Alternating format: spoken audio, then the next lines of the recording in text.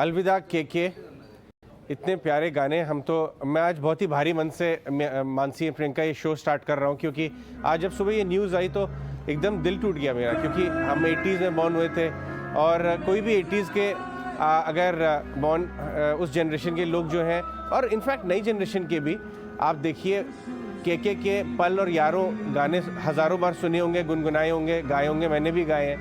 और आज जब मुझे मालूम चली ये न्यूज़ तो बहुत ही मन भर आया।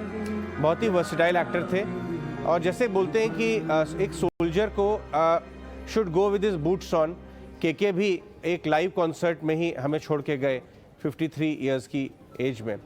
तो ये बहुत ही दुखद नोट पे हम आज ये शो स्टार्ट कर रहे हैं, but the show must go on obviously. तो बहुत सारी न्यूज़ आई, बट ये आज सुबह पूरा दिल दुखाने वाली है, और मुझ जैसे और आप जैसे हज़ारों हमारे व्यूअर्स और इनके फ़ैन भी, के जी के फ़ैन आज काफ़ी दुखी रहेंगे। और भले के अब हमारे बीच में नहीं रहे, लेकिन इनका काम, इनके गाने हमें सालों साल तक, डिकेड्स तक हम गुनगुनाते रहेंगे। बहुत ही अनफॉर्चुनेट न्यूज़ है, but anyways going on, show must go on. और आगे चलते हैं। और दूसरी बड़ी खबर जो कल शाम को आई वो ये है कि ग्लोबली चीज़ें काफ़ी स्टेबल लग रही हैं। एक बड़ी मीटिंग हुई जो बाइडेन और मिस्टर पावेल के बीच, जैसे यहाँ पर भी हम देख रहे हैं। अब तो प्राइम मिनिस्टर मोदी महंगाई के ऊपर काफ़ी सारी मीटिंग्स ले रहे हैं, और उनके डिफरेंट डिपार्टमेंट्स क्या कर रहे हैं इस पर बात हो रही है। तो इसी तरह कल एक मीटिंग हुई बहुत इंपॉर्टेंट जो बाइडेन और पावेल साहब के बीच, और बाइडेन साहब ने ये बात बोली कि मैं फेड की कैपेबिलिटीज़ को और उनके स्किल सेट को पूरी छूट देना चाहेंगे और कुछ इंटरफेयर नहीं करना चाहेंगे। लेकिन ऑफ कोर्स महंगाई एक बड़ी चिंता है, वो भी ग्राफिक हम आपके लिए लेके आएंगे। हमने स्पेशल ग्राफिक बनाए हैं इस मैटर के ऊपर। तो ये जो चीज़ है वो ग्लोबल सेंटिमेंट को काफ़ी ज़्यादा इम्प्रूव कर रही है। और आपने देखा होगा कि इतनी अच्छी रिकवरी डाउ में दिखी, करीब 200 पॉइंट की इंटरडे रिकवरी। एफआई अभी बेच रहे हैं, लेकिन डीआईएस बाय कर रहे हैं। एफएनओ सेंटिमेंट पॉजिटिव है। इनफैक्ट अब रेंज 16,400 से 16,800 वाली रेंज अब दिख रही है। और हम देखें तो आज का जो डिप था, एसजीएक्स निफ्टी 80 पॉइंट नीचे खुला था, अब 34 पॉइंट रह गया है। तो मेरे हिसाब से आज भी अगर एक अच्छी डिप आती है तो अटेम्प्ट की जाएगी इसको लेने के लिए। ब्रॉडर मार्केट बहुत अच्छे कर रहे हैं, काफ़ी अच्छी रिकवरी हम देख रहे हैं बाजार में। मानसी, प्रियंका। बिल्कुल, गुड मॉर्निंग अजय। जिस तरह से आप कह रहे हैं एफएनओ डेटा भी पॉजिटिव नजर आ रहे हैं, और अब हम 16,500 के पार भी ट्रेड कर रहे हैं, 16,600, उसके बाद 800 पर नजर है। लेकिन एफआईएस की कैश मार्केट में एक दिन की खरीदारी के आंकड़े देखने के बाद बिकवाली वापस लौट आई है। 1,004 करोड़ की बिकवाली एफआईएस ने कैश मार्केट में कल कर दिखाई है। वहीं डीआईएस की कैश मार्केट में खरीदारी के रुख जो है वो अब भी बरकरार, 1,845 करोड़ की खरीदारी डीआईएस ने कैश मार्केट में की है।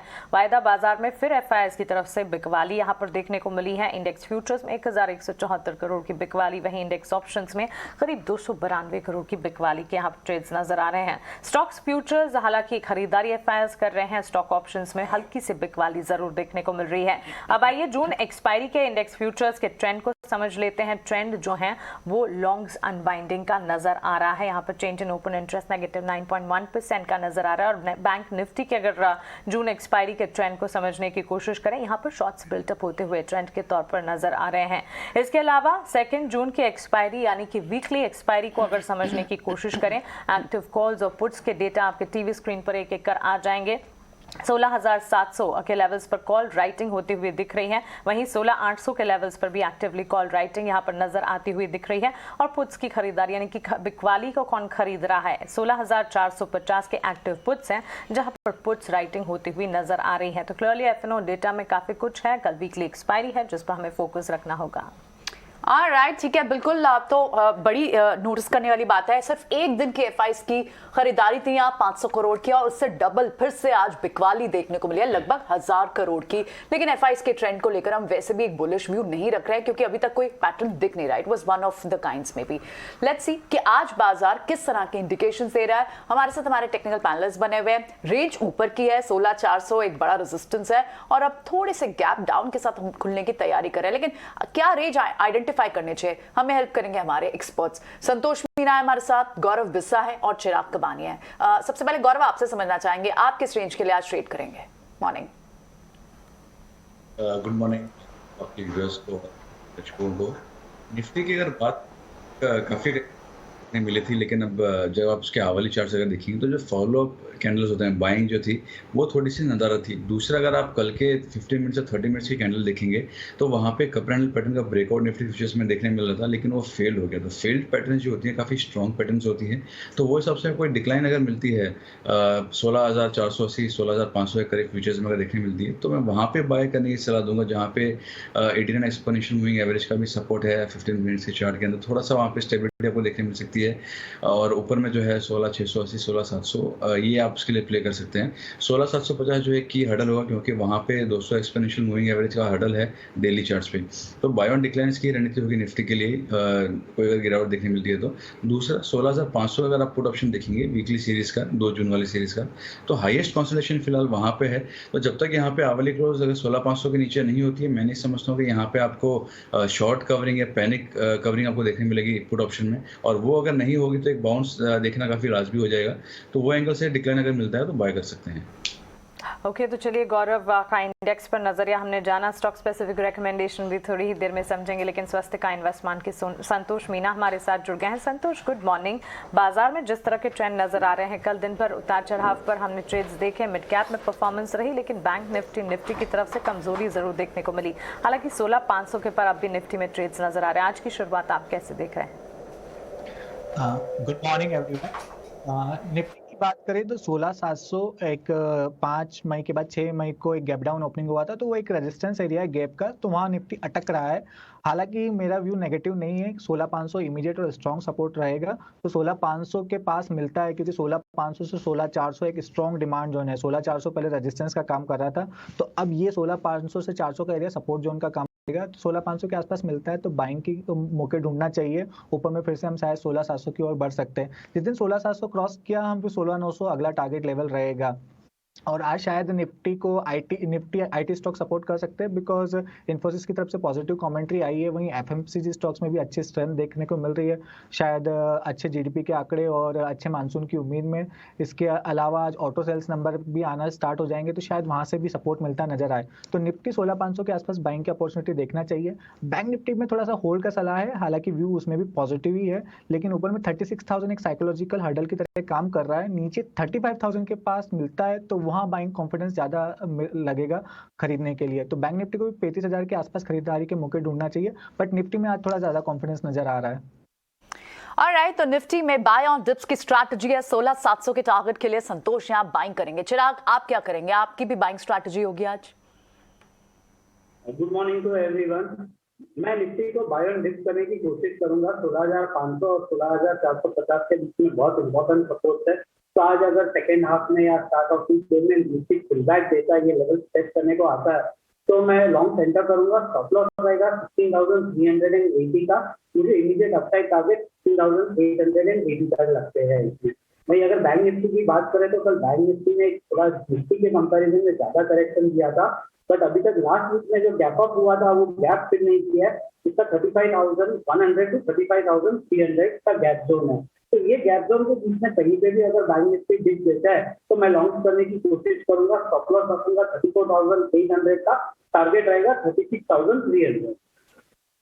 राइट, तो चलिए चिराग कबानी की भी इंडेक्स पर यहाँ पर रिकमेंडेशन आपके टीवी स्क्रीन पर नजर आ रही है। लेकिन अजय, जिस तरह से बाजार में हम ट्रेंड देख रहे हैं, एक्सपर्ट्स भी कह रहे हैं कि स्टॉक स्पेसिफिक मूव ज्यादा नजर आएंगे। आज के लिए बाजार में बड़ी चीजें क्या होंगी, बड़ी बातें जिस पर हमें नजर रखनी चाहिए?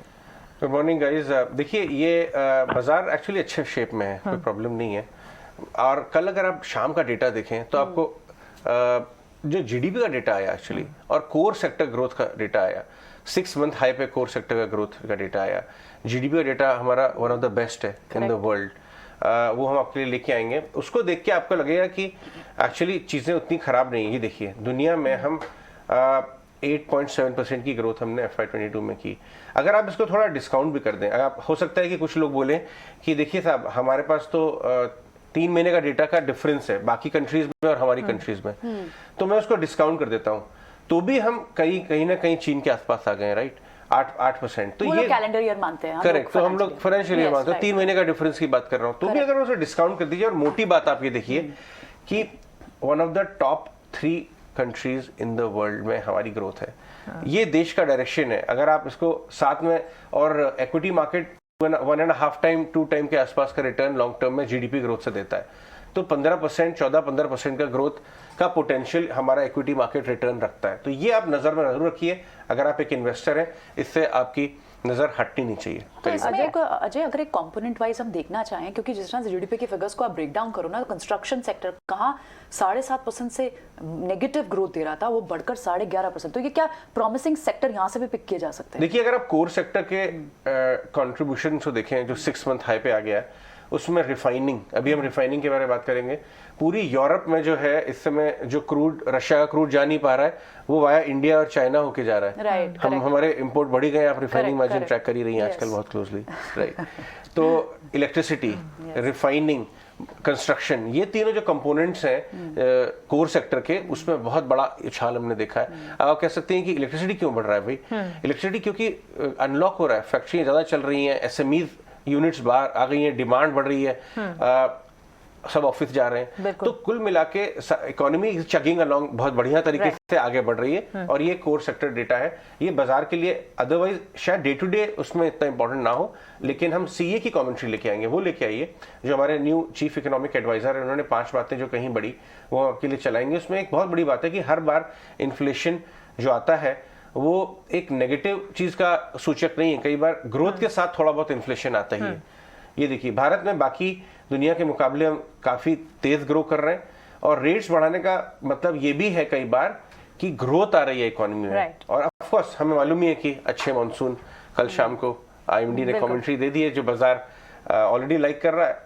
तो ये सब चीजें हैं, ये कल शाम को बहुत इंपॉर्टेंट चीजें, बाजार तो नहीं बट इन्वेस्टर्स इसका जरूर से ध्यान रखें। अच्छा, एक बात जो नोटिस करने वाली है, इन्फ्लेशनरी प्रेशर्स है। Q4 में तो ओमिक्रॉन का भी खतरा था, लेकिन इसके बावजूद जिस तरह के हम आंकड़े देख रहे हैं, लेकिन साथ ही कंस्ट्रक्शन, मैन्युफैक्चरिंग स्पेस की अगर बात करें, मैन्युफैक्चरिंग स्पेस से काफी हद तक डाउन ट्रेंड दिखा, वहां से कोई रिकवरी? देखिए आप हम और आप यहीं बैठ के लास्ट 15 दिन में मैन्युफैक्चरिंग में हमने क्या सुना, नया कैपेक्स डालेंगे, बिल्कुल करेक्ट, नए एरियाज, ईवी, ये वो नए ट्रैक्टर्स नए एरियाज में कैपेक्स करेंगे, और पुराने सेगमेंट्स में कैपेसिटी यूटिलाइजेशन हमारा बढ़ रहा है। और एक कई सारी कंपनियां, कई सारी 3-4, तो ट्रेंड तो दिख ही रहा है क्लियरली। आइए जानते हैं, एक बार सुन भी लेते हैं कि चीफ इकोनॉमिक एडवाइजर ने कल शाम के डेटा के बाद क्या कहा।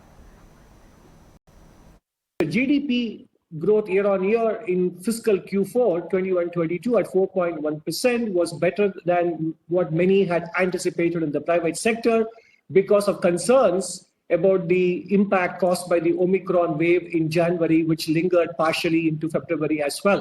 India's problem of handling inflation above 6% threshold, which is the upper end of the inflation targeting band, isn't an isolated case, but in fact, India is somewhat better than several developed and developing countries with respect to the inflation problem it is currently facing.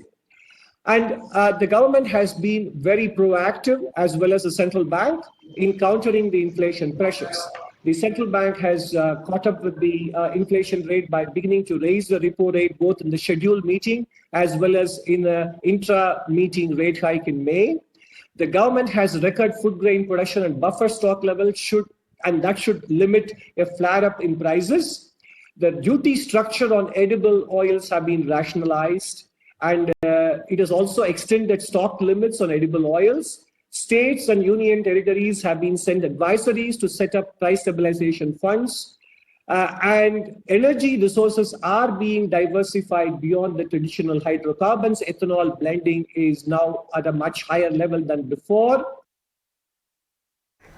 Right, तो ये सारे sign और सब कुछ context में अगर डालें तो लगातार आप पिछले 6 महीने से जब भी हम अपने चैनल पे बिग वॉइसेस को लेकर आए, उन्होंने क्लियरली कहा है कैपेक्स एक बड़ा ट्रिगर है, प्राइवेट स्पेस में कैपेक्स एक बड़ा ट्रिगर है, जिसको लेकर वो कई सारे स्पेसेस पे बुलिश भी रहा है, और ये अब आपको कॉन्टेक्स्ट सामने आते हुए दिखते भी है, जिस तरह से कोर सेक्टर में आप ग्रोथ देख रहे हैं। So this is what the main agenda is कि हम सिर्फ ट्रेडिंग कॉल्स नहीं, आपको रैशनल भी समझाएं और समय से पहले फॉरवर्ड लुकिंग अप्रोच बताएं। चलिए अब एक बार आज कौन से बड़े 3 स्टॉक्स होंगे, यानी त्रिमूर्ति शेयर, जिन पर नजर रखनी होगी, न्यूज बेस्ड एक्शन होगा। शरद लेकर आते हैं हमारे लिए त्रिमूर्ति शेयर्स। शरद बताएं कौन से स्टॉक्स हैं आज आपके रडार पे? जी, सबसे पहले जो स्टॉक फोकस में रहेगा वो रहेगा रेलिगेयर एंटरप्राइजेज। यहाँ पे जो है न्यूज़ है कि उनकी आर्म रेलिगेयर फिनवेस्ट और कंपनी जो है लगभग जो 10.5 करोड़ की जो पेनल्टी की जुर्माना है वो सेबी को वो पे कर चुके हैं, और ओवरऑल देखा जाए तो सारे लेगेसी इश्यूज जो थे वो अब सेबी के साथ सॉल्व हो गए। सारे नेगेटिव जो आप कह सकते हैं पेनल्टीज़ वो अब पीछे हो गए हैं, और हाल ही में कंपनी डेट फ्री हो गई थी, कर्ज मुक्त हो गई थी, जब उन्होंने ऑलमोस्ट 186 करोड़ रुपीज़ का जो है पेमेंट किया था अपनी आर्म रेलिगेयर फिनवेस्ट को। इसके अलावा एफआईज ने भी जो है स्टेक बढ़ा दिया है कंपनी में, लगभग 14.7% स्टेक से बढ़ा के 15.6% स्टेक कर दिया है, तो स्टॉक में पॉजिटिव रिएक्शन देख सकते हैं। दूसरा स्टॉक रहेगा रिपोर्ट्स के हिसाब से गेल, एचपीसीएल और आईओसीएल फोकस में रहने वाले हैं, और यहाँ खबर आ रही है कि जो गवर्नमेंट है वो पीएसयू की जो पाइपलाइन होती है जो मोनेटाइजेशन की, उसको जो है अभी के लिए होल्ड पे रख दिया गया है, और जो पीएसयूज हैं उन्होंने कन्विंस किया है पेट्रोलियम मिनिस्ट्री को कि और भी नए तरीके हैं कैपिटल रेज करने के लिए जो थोड़े चीपर मोड ऑफ फाइनेंसिंग रहेंगे। अब ये कंपनी जो है लगभग 17,000 करोड़ मोनेटाइजेशन से जुटाने वाले थे, तो ये तीनों स्टॉक्स में थोड़ी नेगेटिव रिएक्शन देखने मिल सकती है। और आगे जाते हुए जो लास्ट स्टॉक रहेगा ग्रुप ऑफ स्टॉक्स वो रहेगा आपके एविएशन स्टॉक्स, स्पाइसजेट ले लीजिए या इंटरग्लोब एविएशन। यहाँ पे एटीएफ प्राइसेस को जो है पहली बार कटौती देखने मिली है दिसंबर 16 पिछले साल के मुताबिक, और ये पहली कट है। उसके पहले 10 कंसेक्यूटिव प्राइस हाइक्स हुई थी, तो इस पे जो है एक पॉजिटिव रिएक्शन स्टॉक्स में देखने मिल सकता है। अब याद रखिए 35 से लेकर 40% तक जो फ्यूल कॉस्ट होती है वो टोटल कॉस्ट को कंट्रीब्यूट करती है, और इस साल एटीएफ प्राइसेस 50% से ज़्यादा बढ़ चुके हैं, तो ये दोनों स्टॉक्स में एक पॉजिटिव रिएक्शन देखने मिल सकता है। 10 बार एटीएफ के प्राइसेस बढ़ने के बाद जो कटौती है, इसके चलते एविएशन स्पेस पर खास तौर से नजर जरूर आज के लिए रखनी होगी, इस पर हमारा फोकस भी होगा। लेकिन चलिए अब स्टॉक स्पेसिफिक रिकमेंडेशंस हमारे टेक्निकल एक्सपर्ट्स की दमदार कॉल एक एक कर समझ लेते हैं। गौरव, शुरुआत आपसे करेंगे, बताएं आपके stock specific recommendation, call of the day के साथ आप शुरुआत कीजिए। देखिए, जो पहला आज देना होगा सुमीकेम का, सुमितोमो केमिकल। यहाँ पे अगर आप देखेंगे तो डेली चार्ट पे एक अच्छा ब्रेकआउट हमको देखने मिला है, और वॉल्यूम पार्टिसिपेशन में कल अगर देखेंगे तो 20 डे एवरेज के ऊपर है, और पिछले 10 या 12 कैंडल्स पे देखेंगे वॉल्यूम बार्स तो उससे ज़्यादा है। सभी मेजर मूविंग एवरेज के ऊपर ट्रेड कर रहा है, तो यहाँ पे सिर्फ बात ब्रेकआउट की नहीं हो रही है। पिछले कुछ महीनों से स्टॉक जो है अपने मेजर मूविंग एवरेज के ऊपर ट्रेड कर रहा है। आपने सुना होगा कि काफ़ी सारे स्टॉक है जो 200 दिन की एवरेज के नीचे ट्रेड कर रहे हैं, ये ना कि सिर्फ 200 बट 55 डे एंड सभी एवरेज के ऊपर ट्रेड कर रहे हैं, तो वो सबसे लग रहा है कि एक अच्छा मोमेंटम आपको देखने मिल सकता है। अगर आवली चार्ट देखा जाए तो वहाँ पे भी एक अच्छा ब्रेकआउट और फॉलो बाइंग हमको देखने मिल चुकी है, तो 445 के स्टॉप से इसको बाय कर सकते हैं।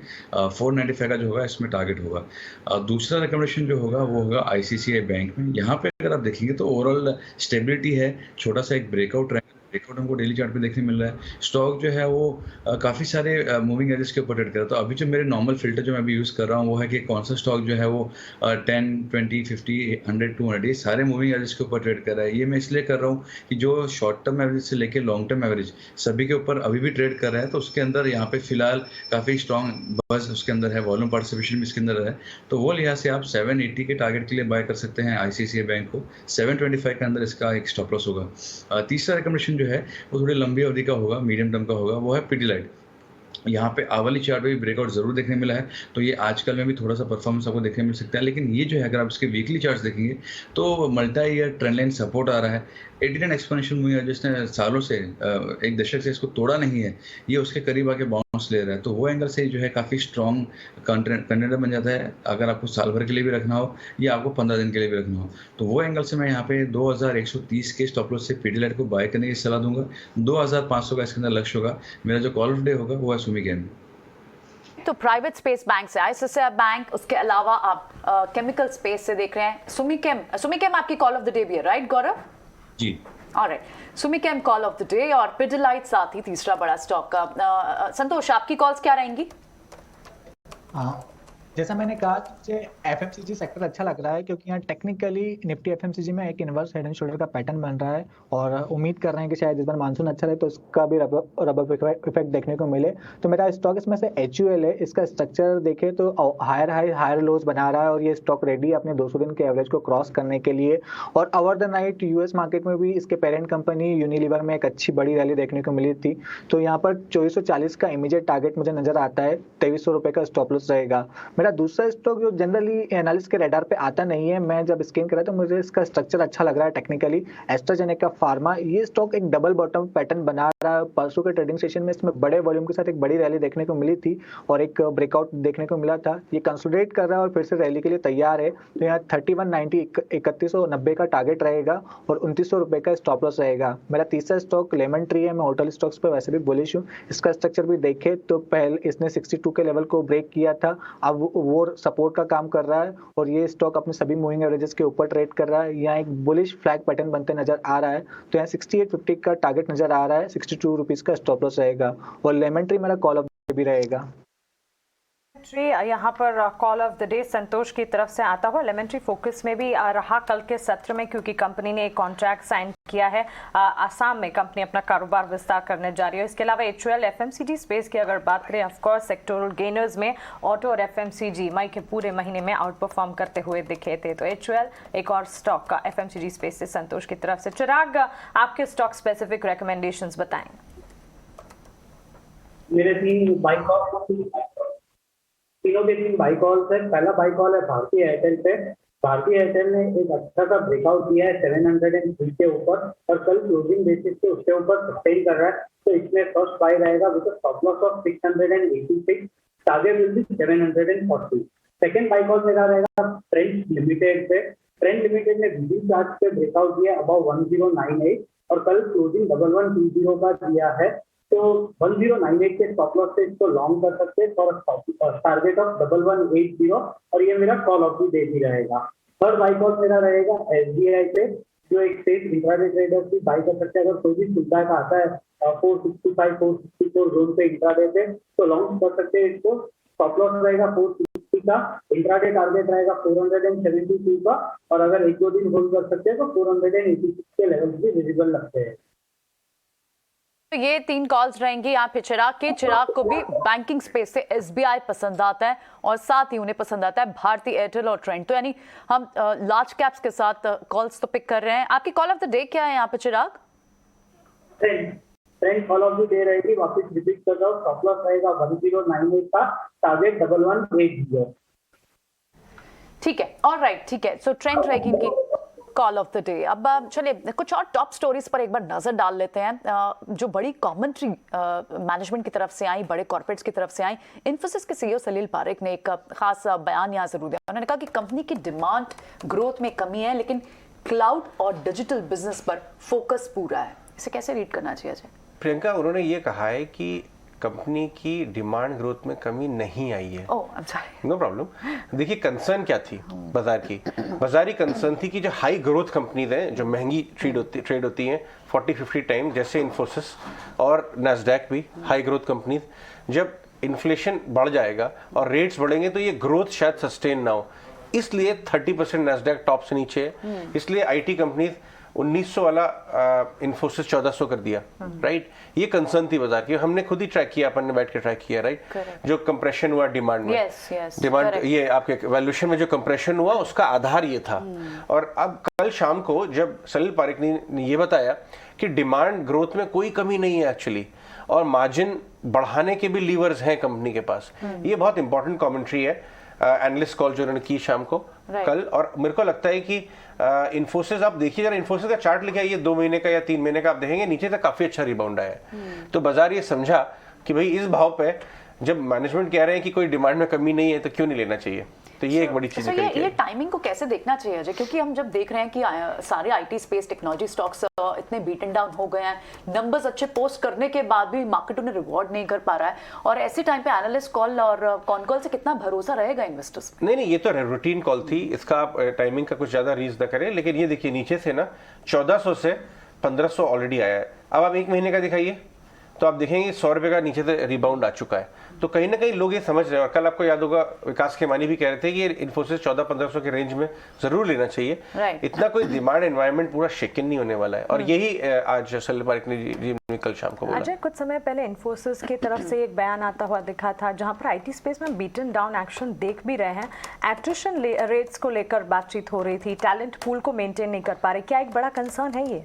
देखिए, ये तो पूरे इंडस्ट्री के लिए, ये इन्फोसिस IT स्पेसिफिक नहीं है, पूरे आईटी के लिए ये बात सही है आपने कही है। लेकिन अभी सामने किसने बोला नहीं है, लेकिन वेज इन्फ्लेशन, देखिए वेज इन्फ्लेशन तो दिख रहा है ना, बोलने की जरूरत ही नहीं है, नंबर्स में दिख रहा है, राइट। साल में 4 रेट हाइक आपके वेज हाइक करने पड़ रहे हैं, तो वो तो दिख रहा है। लेकिन आई थिंक वो दैट्स बियॉन्ड एनीबॉडीज कंट्रोल, क्योंकि वो जो एनवायरनमेंट लेड है, सबको ये बात फेस करनी पड़ेगी कि यूएस जैसी सैलरीज आपको इंडिया में भी अब देनी पड़ रही है। देखिए, सैलरीज के इशू पे ज्यादा नहीं जाते हैं, अभी हम डिमांड सप्लाई और टैलेंट की बात करते हैं, क्योंकि जहाँ सैलरी का बात करेंगे फिर लगेगा कि टैलेंट भी तो कम है, जो इनकी रिक्वायरमेंट्स हैं उस हिसाब से उतने नंबर्स मिल नहीं पा रहे हैं। राइट, ठीक है। तो ऑल राइट, तो ये बड़ी इंपॉर्टेंट कमेंट्रीज हैं और बड़ी जो अपडेट्स हैं जो व्यूअर्स को जरूर बताना चाहिए। ये एक रीजन है जिसके चलते लगातार हम कई दिनों से कह रहे हैं टेक्नोलॉजी स्पेस के वैल्यूएशन काफी अट्रैक्टिव है और बुनियादी चीजें अब भी आप टेक्नोलॉजी स्टॉक्स के साथ, आईटी स्टॉक्स के साथ देख ही रहे हैं। चलिए ओके, तो चलिए ये एक आईटी स्पेस और इन्फोसिस पर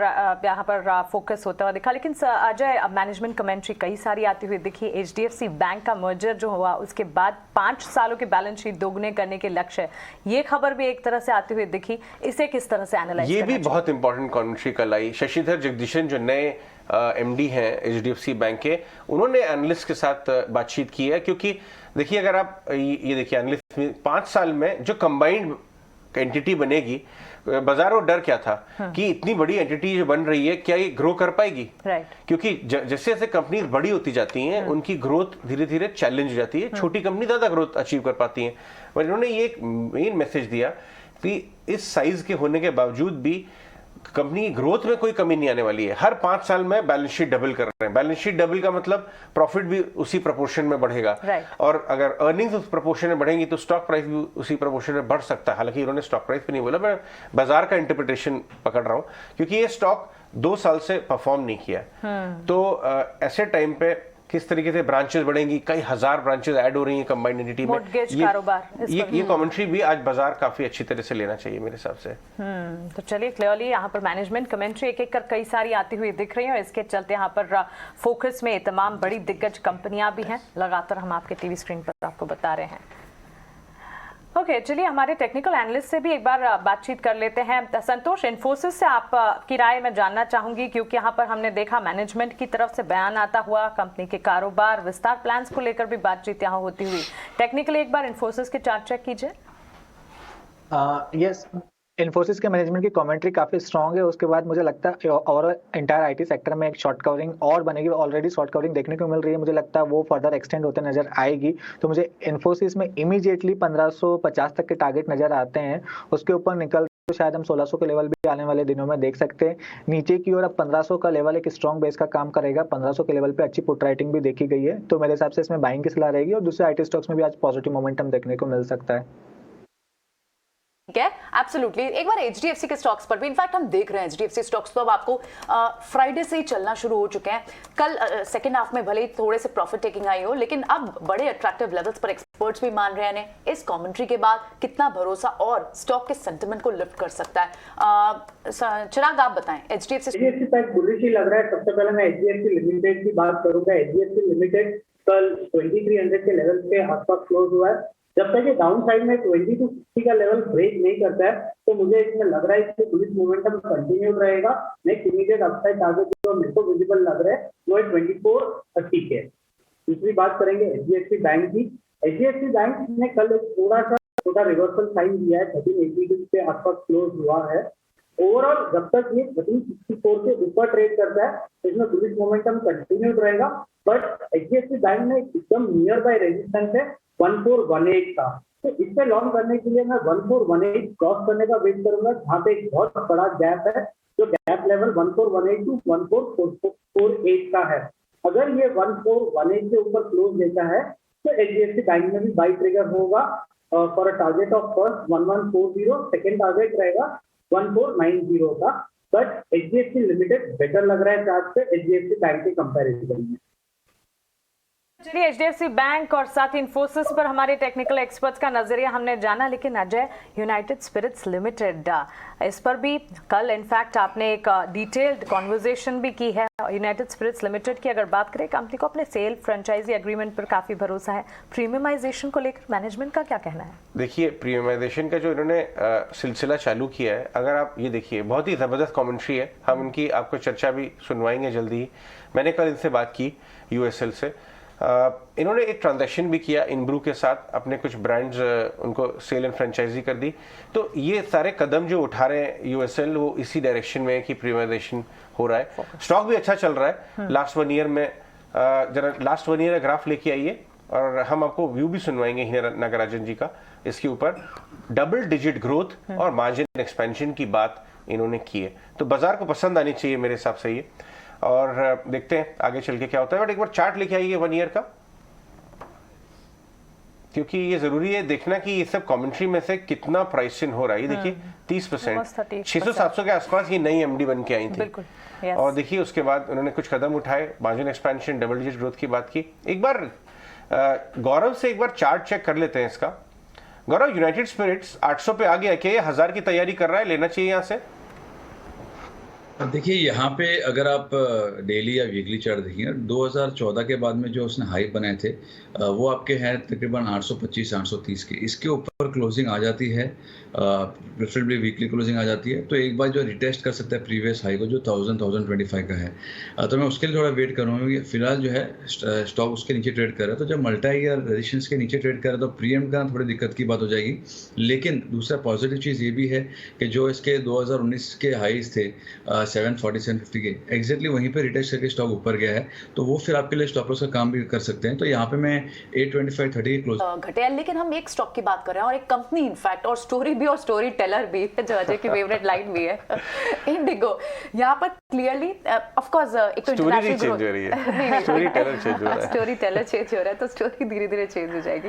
सो इंटरनेशनल बिजनेस पर, इंटरनेशनल ग्रोथ पर बड़ा फोकस है। ये तो क्लियरली इनफैक्ट रणंजय दत्ता भी कह रहे हैं, और साथ ही अब उनके जो नए सीईओ आने वाले हैं, उन्होंने भी तो क्लियरली कहा था कि इंटरनेशनल बिजनेस पर फोकस बहुत होगा। देखिए, आपको इससे ये मालूम चलता है कि स्टोरी रिमेन्स द सेम, कि भाई इंटरनेशनल तो कई, नेक्स्ट टाइम जब आप बोर्दो जा रही हो, फ्रांस जा रही हो, जब आप अपनी छुट्टी प्लान करेंगे, तो आप इंटरग्लोब के भी कई नई डेस्टिनेशन ये लोग ऐड करना चाहते हैं। और ग्रोथ जो है ना इंटरग्लोब का, अब यहाँ पे तो इनकी एक डोमिनेंट पोजीशन है इंडियन मार्केट में, अब ग्लोबल होने वाली है। ये एक पॉइंट निकल के आया है, और कई सारे कुछ 12-13 ग्लोबल टाइप्स की बात हो रही है। हालांकि ये रणंजय आउटगोइंग एमडी सीईओ, लेकिन अभी केएलएम के फॉर्मर केएलएम के सीईओ आने वाले हैं, उनको भी हम लाएंगे चैनल पर। लेकिन कमेंट्री बहुत अच्छी थी, स्टॉक 1800 पे आ गया है।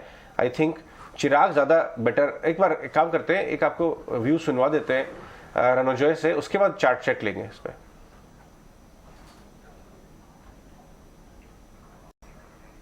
ओके, 2 मिनट और लगेंगे उसमें। तब तक चिराग से हम जान लेते हैं कि ये चार्ट कहाँ जा रहा है, टेक ऑफ मोड में है क्या चिराग?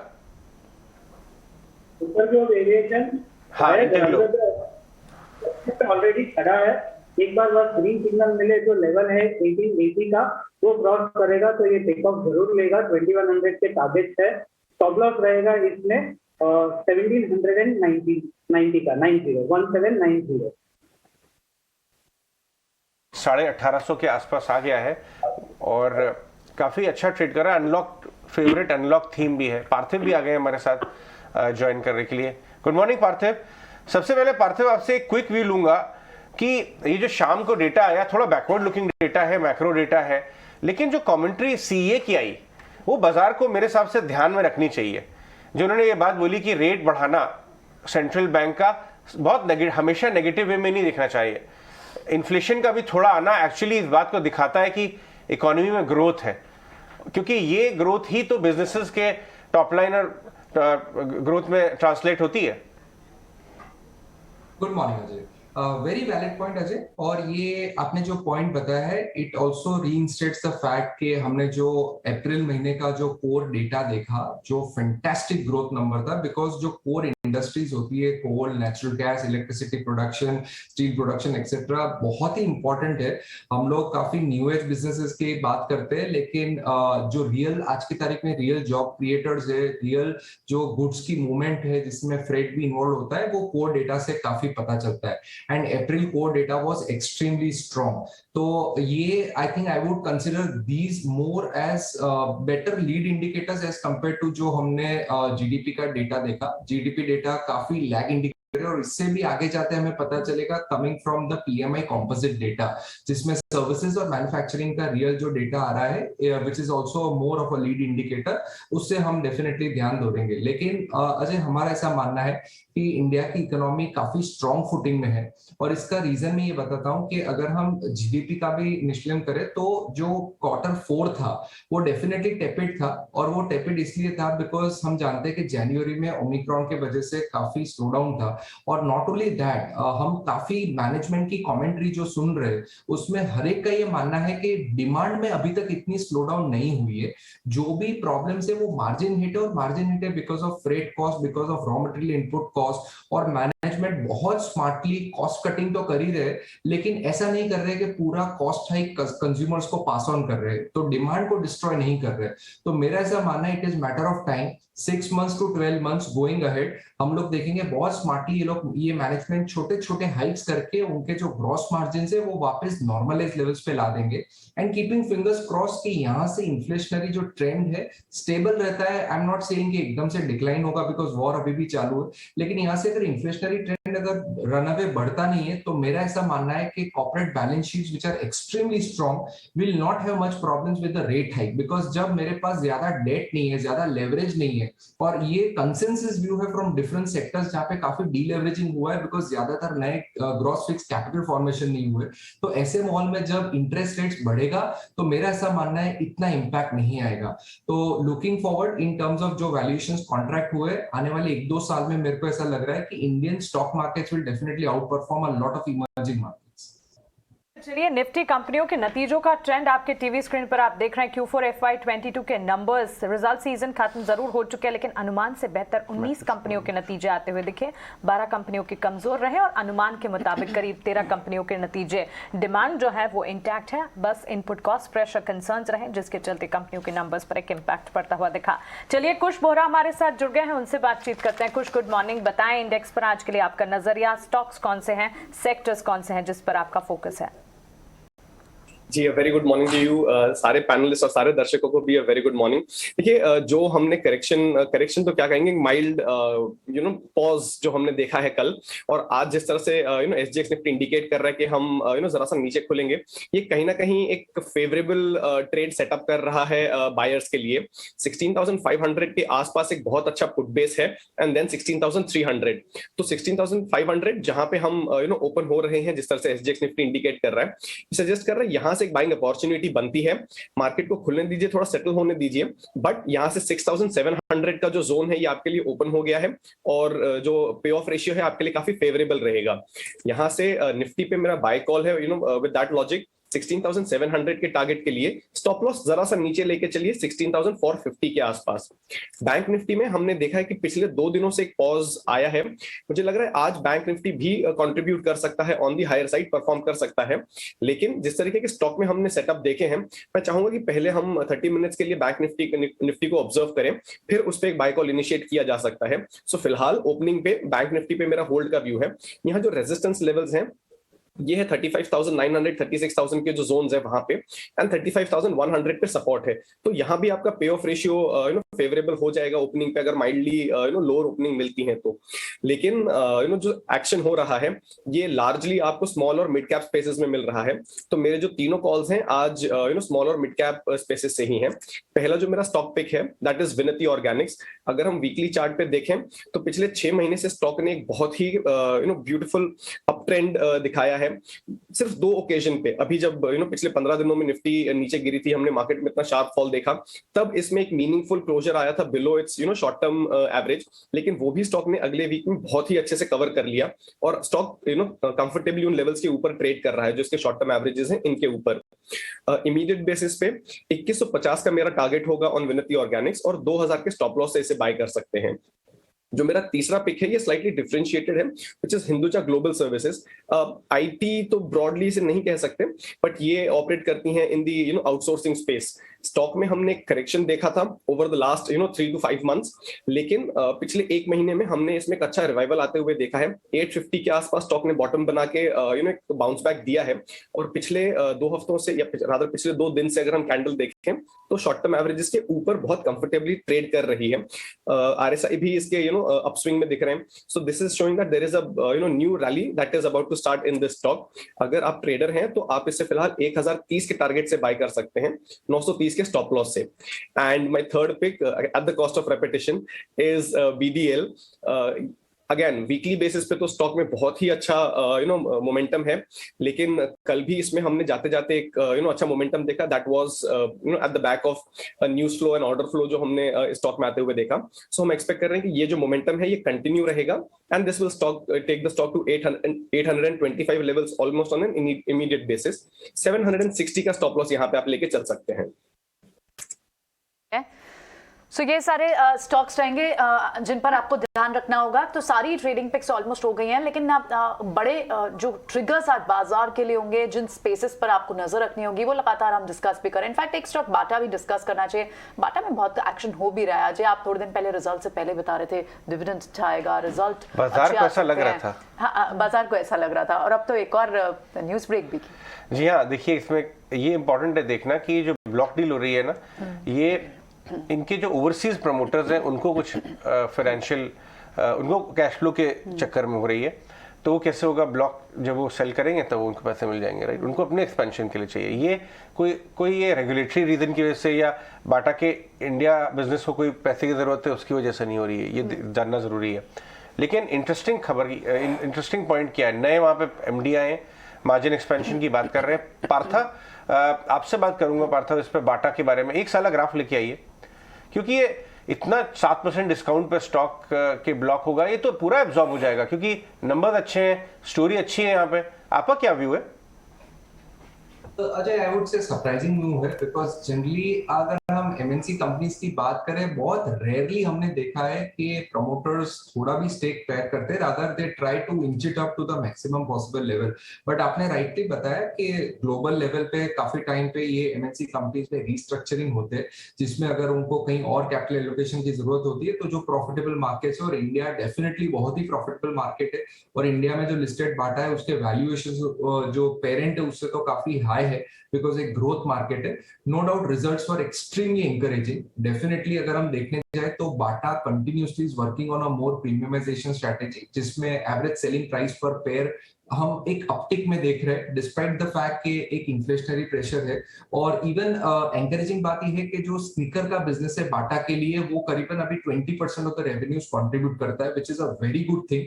और हमारा ऐसा मानना है अपकमिंग क्वार्टर्स में जो पोस्ट जो समर वेकेशंस होते हैं किड्स के, वो स्कूल सीजन में भी हमने देखा है कि Bata has always excelled in terms of garnering very high market share. तो I think product profile Bata की वन ऑफ द बेस्ट है। उन्होंने काफी स्टोर्स भी रैशनलाइज किए हैं, जो लॉस मेकिंग या लो प्रॉफिटेबल स्टोर्स है उनको काफी बंद करके हाई प्रॉफिटेबल सेगमेंट्स में स्टोर्स ओपन किए। तो मेरे ख्याल से बाटा की इंडिया की स्ट्रैटेजी बहुत ही सही है, और एक स्पेशल डिविडेंड भी उन्होंने अनाउंस किया एट 50 रुपीज। मेरा ऐसा मानना है कि बाटा में आज जो वीकनेस आएगी, जो पॉसिबल है करीबन 5 से 10% की वीकनेस हम शायद विटनेस कर सकते हैं। यहाँ पे I think long term investors को डेफिनेटली रुचि लेके बाय करनी चाहिए। लॉन्ग टर्म इन्वेस्टर्स को बाटा पर अपना फोकस बढ़ाना चाहिए। एक बड़ी खबर जो ताज़ा हमने ब्रेक की, ब्लॉक डील के जरिए प्रमोटर्स हिस्सेदारी बेचने वाले हैं और 36 लाख शेयर्स की बिकवाली की खबर आती हुई। इसके अलावा अगर यहाँ पर देखिए बाटा के फंडामेंटल्स मजबूत नजर आ रहे हैं, प्रीमियमाइजेशन और प्रोडक्ट रेंज जिस पर लगातार फोकस है। नरेश मिरानी हमारे साथ जुड़ गए हैं। Naresh, good morning. बताएं आज के लिए किस तरह का मार्केट ओपनिंग आप जज कर रहे हैं और साथ ही स्टॉक्स कौन से होंगे जो आपसे जाएंगे? मानना वही है कि रेंज बाउंड मूवमेंट ही रहेगा, जो 16,400 लोअर एंड पे, 16,800 अपर एंड पे। सो ये रेंज में स्टॉक स्पेसिफिक मूवमेंट्स बेटर रहेंगे, और जो सेक्टरल रोटेशन है पहले बैंक से शुरू हुआ, फिर ऑटोज और एफएमसीजी में भी दिखाई दे रहा है। सो वहां से ही दो स्टॉक्स है मेरे। सबसे पहले बाय रहेगा आईटीसी पर, जिसने एक छोटा अर्ली रेंज पे ब्रेकआउट दिया है कल, और ओवरऑल 255 265 जो सपोर्ट जोन है उसको होल्ड ऑन कर रहा है काफी दिनों से। सो यहाँ पे रहेगा स्टॉप लॉस 265, टारगेट 308। दूसरा रहेगा बाय ऑन बजाज ऑटो, जहाँ पे एक कप एंड हैंडल ब्रेकआउट हो सकता है जब ये 3900 3950 सस्टेन करे। कल भी इसने कोशिश की थी और एक फिर से डिप आ गया, बट यहाँ पे रिस्क रिवॉर्ड बहुत अच्छा है ये भाव पे। स्टॉप लॉस होगा 3800, टारगेट 4400। और लास्ट रहेगा एमएनएम फाइनेंस, जिसने एक रेंज ब्रेकआउट दिया 176 177 के ऊपर लास्ट 2 वीक का। यहाँ पे स्टॉप लॉस रहेगा 173 और टारगेट 195। फैक्ट आपसे चेक करना चाहेंगे क्योंकि हमने देखा कि एफआईज की फिर से एक बड़ी डबल सेलिंग दिखी as compare to buying day prior, लेकिन कहीं ना कहीं उनके जो फ्यूचर्स हैं वो स्टॉक फ्यूचर्स प्लस कर रहे हैं।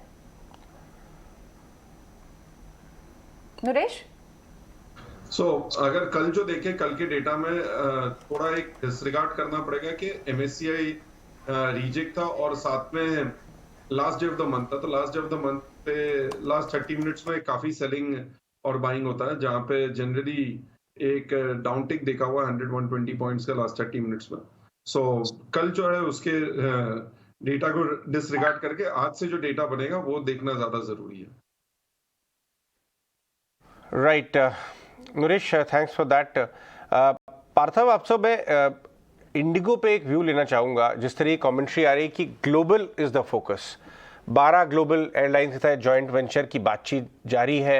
नए सीईओ फॉर्मर KLM के हैं। एक उनकी कमेंट्री सुन लीजिए ज़रा, उसके बाद आप बताइए 1800 वाला यहाँ से कहाँ जा सकता है इंडिगो। आइए सुनवाते हैं आपको। So hopefully the industry has learned from its past mistakes. So let's go back to a period where there was strong revenue growth, and I'm thinking 2013, 2014. That time Indian economy was strong, GDP was great, airline revenues were going up. But the players all went after volume to the detriment of price. So in a strong revenue environment, people were losing money, people were going broke, all because everyone started chasing volume. This time round, I would say it truly is different, as shown by the last 3-4 months. The industry is behaving quite maturely, quite wisely, and saying, yeah, volumes are important, but hey, with these sort of fuel prices, we better keep the yields up. So that's the environment we are in, and I think we've learned from our past mistakes. And I am encouraged by the fact that both Akasa and Jet have seasoned veterans who've been through the industry cycle. So I don't expect them to come and score self goals by reducing yields and chasing volumes. They'll go broke faster than we will. So yes, I expect the industry to be more mature, and competition is always an issue. But look, you can't get too distracted by competition. We have 5 other guys. They'll each have their own little niche. They'll each have their own little business model. They'll have their own little strategy. We can't go. पार्थिव, क्या लग रहा है आपको, यहाँ से market share global gain हो सकता है? भाव कैसा है 1800 आपके हिसाब से वैल्यूएशन पे? मेरा ऐसा मानना है यहाँ पे वैल्यूएशंस बहुत ही ऐसे स्ट्रेच्ड है। नो डाउट एक ओपन अप ट्रेड है, ये already kind of priced in, factored in है। और ग्लोबल मार्केट शेयर की बात करें तो we have to consider the fact कि काफी कंपटीशन आता है from the middle eastern players, जिनके लिए क्रूड जो सबसे हाई कॉस्ट होता है एयरलाइन इंडस्ट्री के लिए ऑपरेशंस के फ्रंट पे, और फंडिंग भी जो है वो उसके सामने हमने देखा है कि काफी यूरोपियन प्लेयर्स भी टक्कर नहीं कर पाए। तो it is a very very challenging road head, और इतना कैपिटल एलोकेशन भी जो आएगा for global operation setup, I think puts a lot of uncertainty. तो मेरे ख्याल से यहाँ पे वैल्यूएशन बहुत ही स्ट्रेच्ड है। स्ट्रेच, लेकिन इंटरग्लोब एविएशन की अगर बात करें, कल करीब 2% के आप मूव्स दिखे। क्रूड फैक्टर है और एटीएफ के प्राइसेस में कटौती के दम पर एविएशन स्पेस में क्या होता है आज जरूर हम देखेंगे। लेकिन इस बीच चलिए ब्रोकरेज रिपोर्ट्स हमारे पास हैं। हमारे साथ वामाक्षी जुड़ गई हैं ब्रोकरेज हाउसेस के रिपोर्ट्स लेकर। वामाक्षी, गुड मॉर्निंग, बताएं ब्रोकरेज हाउसेस के रडार पर आज क्या है? Good morning. CLSA ने इन्फोसिस पर खरीदारी की राय बरकरार रखी और लक्ष्य रखा 2040 प्रति शेयर का। कल एक एनालिस्ट मीट हुआ था और एनालिस्ट मीट की जो कमेंट्री है वो मजबूत डिमांड सजेस्ट कर रही है। मैक्रो लेवल पे जो चैलेंजेस है उसका कोई इम्पैक्ट नहीं आता हुआ दिख रहा है, और कंपनी काफ़ी कॉन्फिडेंट है हायर मार्जिन अचीव करने में लंबी अवधि में। CLSA ने एस्ट्रल पर अपनी रेटिंग अपग्रेड की है, बिकवाली की राय से अंडर परफॉर्म की राय दी है और लक्ष्य रखा है 1827 प्रति शेयर का। जो नए कारोबार है वो अगले 4 से 5 साल में करीब 1500 करोड़ की रेवेन्यू ऐड कर सकते हैं। इनफैक्ट कंपनी करीब 15% का CAGR ग्रोथ एक्सपेक्ट करी है बोथ पाइप और डीजल्स के कारोबार में अगले 5 साल में। बैंक ऑफ अमेरिका ने औरोबिंदो पर खरीदारी की राय बरकरार रखी और लक्ष्य रखा 760 प्रति शेयर का। कंपनी में हाल ही में अपने चौथे तिमाही के नतीजे अनाउंस किए थे और एक टफ क्वार्टर में कंपनी ने अच्छे नतीजे दिए। जो नियर टर्म रिस्क है वो प्राइस्ड इन है और जो US में प्राइस इरोजन हो रहा है वो अभी भी एलिवेटेड लेवल्स पर है। और आखिर में क्रेडिट स्विस ने डिक्सन पर अपग्रेड की है अपनी रेटिंग, आउट परफॉर्म की रेटिंग दी है और लक्ष्य रखा है 4800 प्रति शेयर का। जो गवर्नमेंट इनिशिएटिव्स है उससे कंपनी को काफ़ी अच्छा फ़ायदा होगा और आगे चलते ग्रोथ प्रोस्पेक्ट्स भी काफ़ी मजबूत नज़र आ रहे हैं। राइट ममाक्षी, बहुत बहुत शुक्रिया ये सारी रिपोर्ट्स एक साथ कंपाइल करने के लिए। चलिए इन रिपोर्ट्स पर भी एक चेक लेंगे, लेकिन इस बीच हमारे साथ स्टूडियो में कुणाल बने हुए हैं। कुणाल, मॉर्निंग 2 बड़े फैक्टर्स थे कल, एक तो MSI रीबैलेंसिंग और कहीं ना कहीं थोड़े से लॉन्ग्स कट हुए हैं, इसीलिए शायद थोड़ा सा डिप देखा हमने कल। जी हाँ, आई थिंक पॉसिबल हो सकता है बिकॉज MSCI रीबैलेंसिंग के ऊपर जो फोर्स और जो इंटेंसिटी थी वो ज़्यादा फास्ट हो गई थी। काफ़ी सारे स्टॉक्स में मिसअलाइनमेंट हो गई थी, चेंज हो गई थी। मिड कैप स्टॉक्स में काफ़ी अच्छी बाइंग आई थी, कुछ एक लार्ज कैप स्टॉक्स में काफ़ी अच्छी सेलिंग भी हमने देखी थी। बैंकिंग स्टॉक्स में स्पेसिफिकली लार्ज कैप नेम्स में काफ़ी अच्छी सेलिंग आई थी। तो पॉसिबल हो सकता है कि शायद ये इसका इफेक्ट 1 या 2 दिन रहे, बट मेरा मानना है कि आई थिंक हम फिर भी एक ब्रॉडर कंसोलिडेशन में ट्रेड कर रहे हैं। 16,400 का एक सपोर्ट बन सकता है। जो पुराना गैप था 2 दिन पहले जब हमने क्रिएट किया था, वो गैप का एक सपोर्ट अभी भी स्ट्रॉन्ग है। और काफ़ी अदर इंडिकेटर्स है, MACD, RSI, वो बहुत ज़्यादा पॉजिटिव ब्रेकआउट जोन में आ रहा है। तो मेरा मानना है कि अभी भी बायस पॉजिटिव होना चाहिए जब तक 16,400 के ऊपर है, और काफ़ी सारे जो इंडिकेटर्स पॉजिटिव टर्न आउट हो रहे हैं वो भी एक अच्छा साइन हो सकता है इंडेक्स के लिए। तो ऐसे में क्या रेंज के लिए आज ट्रेड करना चाहिए और बेट्स कहाँ ले रहे हैं आप? तो मेरे अनुमान से आई थिंक 16,400 450 के आसपास अगर इंडेक्स फ्यूचर्स अगर आ जाता है आज इंट्राडे में, तो बहुत अच्छी लेवल हो सकती है कॉन्ट्रा बाइंग की, बिकॉज रिस्क रिवॉर्ड फेवर में रहेगा। 16,370 का स्टॉप लॉस रख सकता है, 16,550 600 का एक लक्ष्य रख सकते हैं शॉर्ट टर्म ट्रेडर्स। जो 2 स्टॉक्स जो मैं बेट करूंगा, पहला रहेगा ऑटो स्टॉक्स पे, M&M पे बुलिश रहूंगा। Targets 1080, stock already fresh high पे आ चुका है, मोमेंटम काफ़ी स्ट्रॉन्ग है। कल भी हमने देखा कि डिलीवरी डेटा काफ़ी इंटरेस्टिंग था, 50 to 54% की डिलीवरी बाइंग थी, इवन एट टाइम जब इंडेक्स में काफ़ी अच्छा करेक्शन आ रहा था सेकेंड हाफ में। M&M में बाइंग काफ़ी कंसिस्टेंटली मेंटेन थी, तो मैं इसको बाइक के लिए रिकमेंड करूंगा। 1080 टारगेट, स्टॉप लॉस 1000 का। और सेकंड रहेगा MCX पे, काफ़ी इंटरेस्टिंग चार्ट बनता हुआ नजर आ रहा है। लास्ट 1 वीक में हमने देखा है कि ऑलमोस्ट 8-9% की रिकवरी दे चुका है स्टॉक। कल 50-डे मूविंग एवरेज को क्रॉस किया है स्टॉक ने 1300 के पार, तो इसको भी बाइक के लिए रिकमेंड करूंगा। 1450 का target, stop loss 1318। Alright, MCX कल हमने अच्छे मूव्स देखे, लेकिन ये मूव्स कंटिन्यूड होंगे और अभी 1450 तक के टारगेट देखते हैं कुणाल इसमें। और M&M के अब भी एक चाल दिखाने के बाद भी आप ऊपर के लेवल्स देख सकते हैं। इनफैक्ट ऑटो सेल्स नंबर्स पर भी नजर होगी, उसमें भी देखना होगा क्या निकल कर आता है। कमर्शियल व्हीकल सेगमेंट में, पैसेंजर व्हीकल, तीनों ही अलग डिफरेंट कैटेगरीज में हम यहाँ पर देख भी रहे हैं कि CV सेगमेंट में तो आपको टाटा मोटर्स एक्सपेक्टेशन है और पैसेंजर व्हीकल में M&M और मारुति, वहां नंबर्स अच्छे आने की एस्टिमेशन है। चलिए शुक्रिया कुणाल, इन सारी कॉल्स को हम ट्रैक करें और टारगेट और स्टॉप लॉस हमारे व्यूअर्स जरूर ध्यान रखें। इनफैक्ट प्रियंका, एक काम करते हैं, क्यों ना पार्थिव से ऑटोज को दोबारा डिस्कस कर लें, क्योंकि ऑटो सेल्स के डेटा भी आज आना शुरू हो जाएंगे। ऑटो में काफ़ी लॉन्ग पोजीशन से ट्रेड भी हो रहे हैं। ज़रा बताइए पार्थिव, M&M तो मतलब फ्रेश 4-5 ईयर हाई पे आ गया है। हीरो की देखा देखी बजाज ने भी चलना शुरू कर दिया है।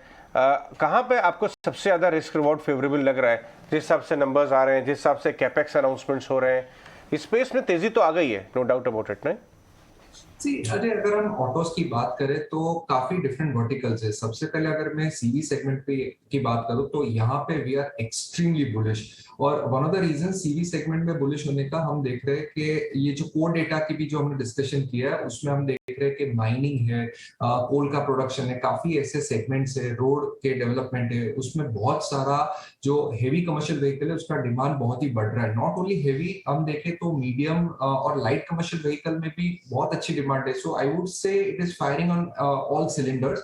तो यहाँ पे definitely names like Ashok Leyland. और even better way to play this segment is through the forging companies, जहाँ पे एक अच्छी कंपनी है MM फॉर्जिंग जो हमें काफी पसंद है, चेन्नई बेस्ड है, वेरी गुड मैनेजमेंट और हाई टनेज पे फोकस कर रहे हैं। दूसरा अगर ऑटो में बात करें तो पैसेंजर व्हीकल में हमने देखा है कि डिस्पाइट द फैक्ट कि काफी कॉम्पिटिटिव इंटेंसिटी बढ़ी है, मारुति के नंबर्स जो पिछले क्वार्टर आए तो थोड़ा मार्जिन में इंप्रूवमेंट अभी हम देख रहे हैं। आगे जाते नई pipeline in terms of launch है, और सबसे पॉजिटिव बात यह है कि they are committing almost 18,000 crore of capex for future growth and they are expecting FY23 में वॉल्यूम नंबर्स बेटर रहेंगे।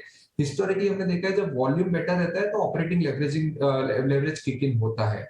And the last segment is the farm equipment segment, जहां पे M&M आपने सही बताया बहुत अच्छा परफॉर्म किया, it's been a good company, valuation always juicy रहे, लेकिन यहाँ पे हमें VST टिलर्स बहुत पसंद है, वेरी निश कंपनी टिलर सेगमेंट में, वेरी हाई मार्केट शेयर, और अभी लो हॉर्स पावर ट्रैक्टर्स पे भी काफी अच्छा फोकस है, टेक्नोलॉजिकली बहुत ही स्ट्रॉन्ग कंपनी है, बैलेंस शीट भी बहुत स्ट्रॉन्ग है, लो बेस से बहुत अच्छा ग्रो कर रही है, तो यहाँ पे हमारी रुचि रहेगी ओवरऑल इन दी ऑटो सेक्टर स्पेस।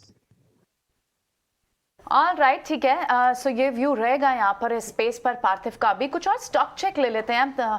हमारे साथ टेक्निकल एनालिस्ट हमारे बने हुए हैं और उनसे हम स्टॉक चेक ले लेते हैं कि आज किस तरह से रिएक्ट कर सकते हैं। कुछ स्टॉक्स हैं जो आज एक्शन में हैं। ये तो हमने डिस्कस किया है कि ETF के प्राइसेस घटने से क्या क्या इम्पैक्ट आ सकता है, लेकिन एक कुछ और जो दूसरे स्टॉक्स जहां पर हम एक नजर डाल लेते हैं वेरी क्विक। रेलिगेयर स्टॉक पे आज कैसा रिएक्शन हो सकता है।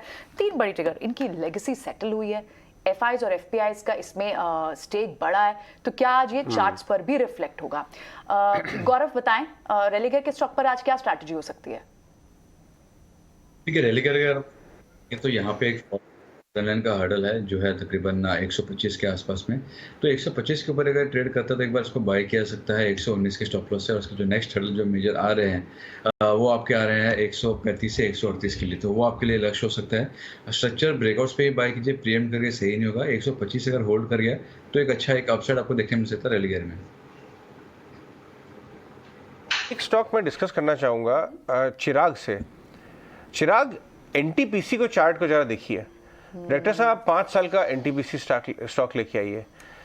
मेरे हिसाब से ये 10 ईयर हाई पे या कुछ 5-7 मल्टी ईयर हाई पे ज़रूर है। ये देखिए 150 रुपये का हो गया, इसका लंबा अवधि का लेके आइए। चिराग ये बहुत ज़्यादा डिस्कस नहीं होता है, स्टॉक मैनेजमेंट बात नहीं करता, कोई बड़े फैंसी ब्रोकरेजेस इस पर कुछ नोट्स नहीं लिखते, लेकिन ये धीरे धीरे चलता चला जा रहा है। कहाँ जा रहा है ये चिराग?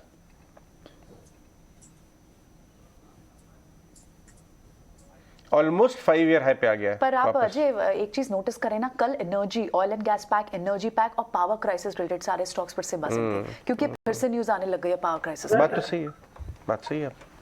चिराग जरा बताइए क्या ट्रेड बन रहा है इस पे? ये मल्टी ईयर हाई पे है, तो इसने लास्ट वीक ही अपना 2008 का हाई क्रॉस किया है, और एक very good important cup and handle type pattern triangle breakout के साथ इसमें फॉर्म हुआ है वीकली चार्ट पे। तो अभी ये जब तक 140 के ऊपर ट्रेड करते रहेगा, मुझे लग रहा है कि इसका अपमूव कंटिन्यू रहेगा। फर्स्ट टारगेट रहेगा 188 का, 188 क्रॉस करने पे ये 230 के लेवल पे भी जा सकता है। अगर एकदम कोई शॉर्ट टर्म ट्रेडर है तो वो इसमें ये लेवल पे भी लॉन्ग कर सकते हैं। स्टॉप लॉस रहेगा 148 के नीचे।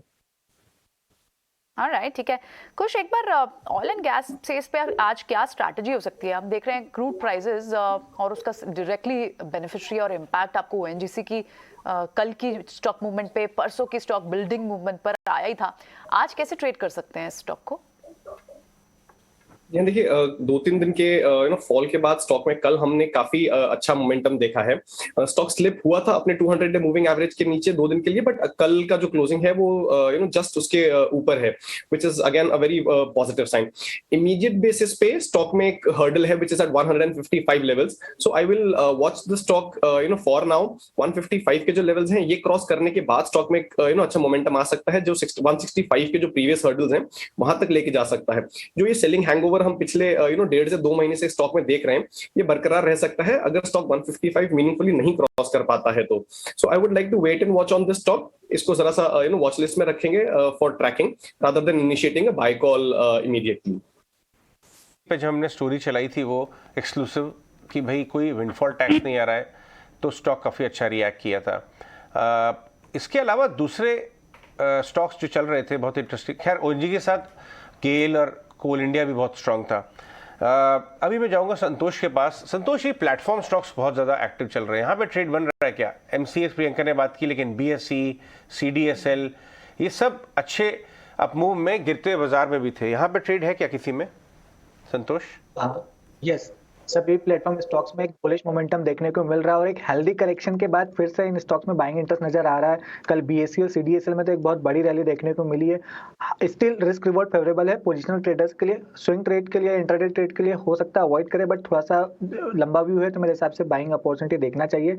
CDSL में मुझे इमीडिएटली 1400 के टारगेट नजर आते हैं, जो इसका 200 दिन का मूविंग एवरेज है। नीचे कोई स्टॉप लॉस लगाना चाहे तो 1200 रुपए का लॉस लगा सकता है। BSE की बात करें तो BSE का भी स्ट्रक्चर काफी स्ट्रॉन्ग नजर आता है। कल इसमें अपर सर्किट लगा था। इमीडिएटली 775 जो इसका 100 दिन का मूविंग एवरेज है वो टारगेट है। 775 के ऊपर निकलता है तो फिर 815 तक के टारगेट नजर आ सकते हैं। नीचे अब इसमें 700 रुपए का सपोर्ट काम करेगा। MCX थोड़ा सा अंडर परफॉर्मर रहा है, इसको 1400 पे एक रेजिस्टेंस है, 1400 का लेवल क्रॉस करता है तो इसमें भी एक शॉर्ट कवरिंग रैली 1500 तक की तरफ आ सकती है। फाइनली IRCTC की बात करें तो इसमें भी एक स्ट्रेंथ देखने को मिल रही है। रिजल्ट्स भी अच्छे आए थे, लेकिन इसको 750 720 से 750 के बीच में सप्लाई जोन है। 750 का लेवल क्रॉस करने के बाद इसमें हमको 800 तक की रैली देखने को मिल सकती है, लेकिन बेस बना चुका है तो नीचे 650 के आसपास सपोर्ट रहेगा। ऑलराइट, चलिए आगे चलते हैं। पार्थिव, आपसे एक बात डिस्कस करेंगे। हमने पहले देखा कि इंडस्ट्रियल कमोडिटी, क्रूड को छोड़ दीजिए अगर एक बार के लिए, तो इंडस्ट्रियल कमोडिटीज़ जो हैं वो सब 20-20% टॉप से नीचे आई हैं। उसके साथ में मेटल प्राइसेस भी नीचे आ गए। अब हम देख रहे हैं कि ओवरसीज़ जितनी भी आपकी एग्री कमोडिटीज़ हैं, जरा एग्री कमोडिटीज़ को लेके आइए। कॉफ़ी टॉप से 17% नीचे, कॉटन 25% टॉप से नीचे, चीनी भी नीचे आई, गेहूं भी नीचे आया। ये सारी एग्री कमोडिटीज़ भी नीचे आ रही हैं। ये मैं आपसे 2 पार्ट क्वेश्चन पूछूंगा। एक, क्या ये दिखाता है कि कहीं ना कहीं इन्फ्लेशन का पीक बन गया है ग्लोबली? और दूसरा, ये हमारी बहुत सारी इनपुट प्रोवाइडर्स हैं इंडिया में, FMCG जो है वो सारी चीज़ें यूज़ करता है, कंज्यूमर स्पेस, तो वहाँ मार्जिन का कुछ हद तक रिलीफ मिलेगा? ओवर द वीकेंड कुछ ग्लोबल मैक्रो नोट्स में पढ़ रहा था, जिसमें से एक नोट में अफ्रीकन कॉन्टिनेंट जो करीबन 26 करोड़ लोगों को काइंड ऑफ फूड की जरूरत रहती है वहाँ के जो एग्री मिनिस्टर है वो बहुत ही वरीड थे इन terms of the supply situation, because काफी हद तक जो व्हीट है कमिंग फ्रॉम यूक्रेन, और यूक्रेन के अंदर और रशिया के अंदर काफी ऐसे रीजन्स है जहाँ पे soil is one of having the highest fertility. तो उस लिहाज से ये वॉर की वजह से जो वो सप्लाई चेन डिसरप्ट हुआ है, बहुत ही डिफिकल्ट लग रहा है कि ये काइंड ऑफ रिकूप हो सकता है coming from markets like India, because India के अंदर भी बहुत बड़ा प्रोस्पेक्ट है in terms of exports of lot of food commodities, और राइस में तो हम काफी बड़ा एक्सपोर्ट कर रहे हैं, वहां पे प्रोडक्शन भी अच्छा था, लेकिन व्हीट में unfortunately due to early onset of heat wave हमने देखा है कि वहां पे प्रोडक्शन लेवल्स कम हुए। सो मेरा ऐसे अजय मानना है कि food inflation is going to be a big worry for this year, और यहाँ पे सप्लाई चेन बहुत बड़ा इश्यू है। तो one should not kind of I believe celebrate victory, specially काफी कंपनीज इंडिया में लिस्टेड स्पेस जैसे कि ब्रिटानिया है कि जिनके इनपुट जो कॉस्ट है are highly dependent on wheat cost, sugar related cost. तो आई थिंक चैलेंजिंग ईयर रहने वाला है। हमने देखा है ये सब कंपनीज ने काफी ड्रामेजेस टिंकर किए, लेकिन beyond certain level it will ruin the experience. So we are not very positive in terms of gross margin expansion just because of the recent correction in the food prices. जरा कुश के पास जाते हैं, और कुश हम बात करेंगे आपसे यूनाइटेड स्पिरिट्स में। 2 दिन से बहुत अच्छा मूव आ रहा है यूनाइटेड स्पिरिट्स में। मैंने कल उनके एमडी से ये बात की, हिना बता रही हैं कि डबल डिजिट ग्रोथ, मतलब फंडामेंटल्स में एग्जैक्टली कमेंट्री वही आ रही है जो बाजार को पसंद आती है। क्या चार्ट्स पे दिख रहा है वो आपसे पूछूंगा मैं कुछ। उससे पहले 30 सेकंड की बाइट, उन्होंने एग्जैक्टली क्या कहा? In service of our breakout growth there, right?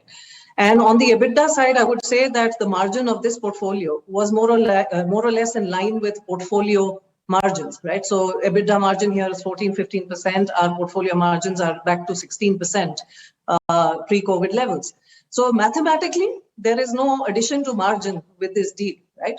It will obviously provide more growth as management focuses more and puts in more resources.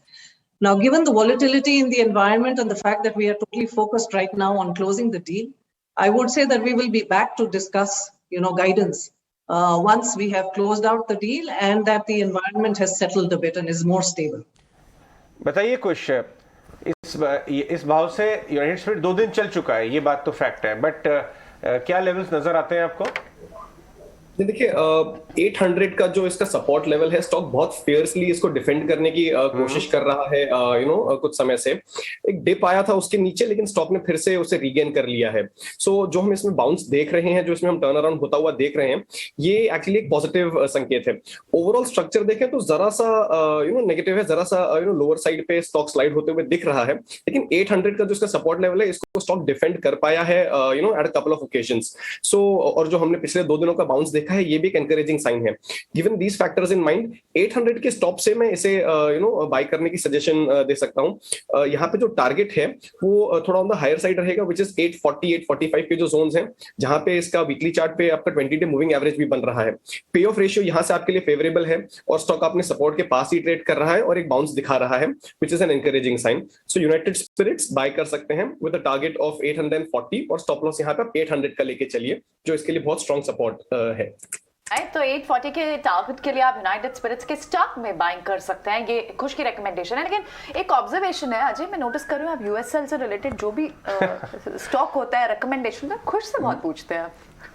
खुश रहते हैं ना, ये बहुत खुश मिजाज रहते हैं, इसलिए any specific reason to that? नहीं, कोई कोरिलेशन नहीं है इससे, उनकी कंजम्पशन हैबिट से कोई कोरिलेशन नहीं है। लेकिन चलिए आगे बढ़ते हैं, कुछ और स्टॉक्स के बारे में बात करते हैं। सबसे ज्यादा पार्थिव हंस रहे, देखिए ड्राई स्टेट में बैठे, लेकिन सबसे ज्यादा मुस्कुरा रहे थे। अहमदाबाद में बैठकर हंस रहे हैं। मेरी और मानसी की जो प्रेफरेंसेस हैं, इसमें वो 66 और 80 तक ही सीमित है। तो जिस तरह से बैंकिंग के प्रोडक्ट्स नहीं कंज्यूम करते, यूनाइटेड स्पिरिट्स के भी नहीं कंज्यूम कर रहे हैं, बस एक टेक्निकल चेक। नहीं, हमने क्लियर किया कि आप स्टॉक कह रहे हैं। बट अहमदाबाद से हाईवेज जो हैं वो सीधे दमन जाते हैं, सीधे बॉम्बे आते हैं। आप ट्रैक करते हैं अच्छे से। हमारे बहुत अच्छे दोस्त, पूरे फ्रेंड्स, आपको पता है ना, दिल से तो हम गुजराती हैं। लोगों का आना जाना रहता है। बिल्कुल। चलिए आगे चलते हैं और हम बात करते हैं कि कुछ गुड न्यूज की बात कर लें। और मानसी ट्रैक कर रही हैं, मुंबई में जो रियल एस्टेट रजिस्ट्रेशंस हैं वो एक ऑल टाइम हाई पहुंच गए। मानसी बताइए कितना ग्रोथ दिखाई दिया? गुड न्यूज तो बिल्कुल है। मुंबई रियल एस्टेट में मई महीने में जो प्रॉपर्टी रजिस्ट्रेशन के डेटा आए हैं, पिछले 10 साल में मई मंथ में जो ट्रेंड नहीं दिखा वैसा हमने देखा है। 78% का जंप यहाँ पर प्रॉपर्टी रजिस्ट्रेशन में, करीब 9,523 करोड़ के प्रॉपर्टीज रजिस्टर्ड होते हुए दिखे हैं।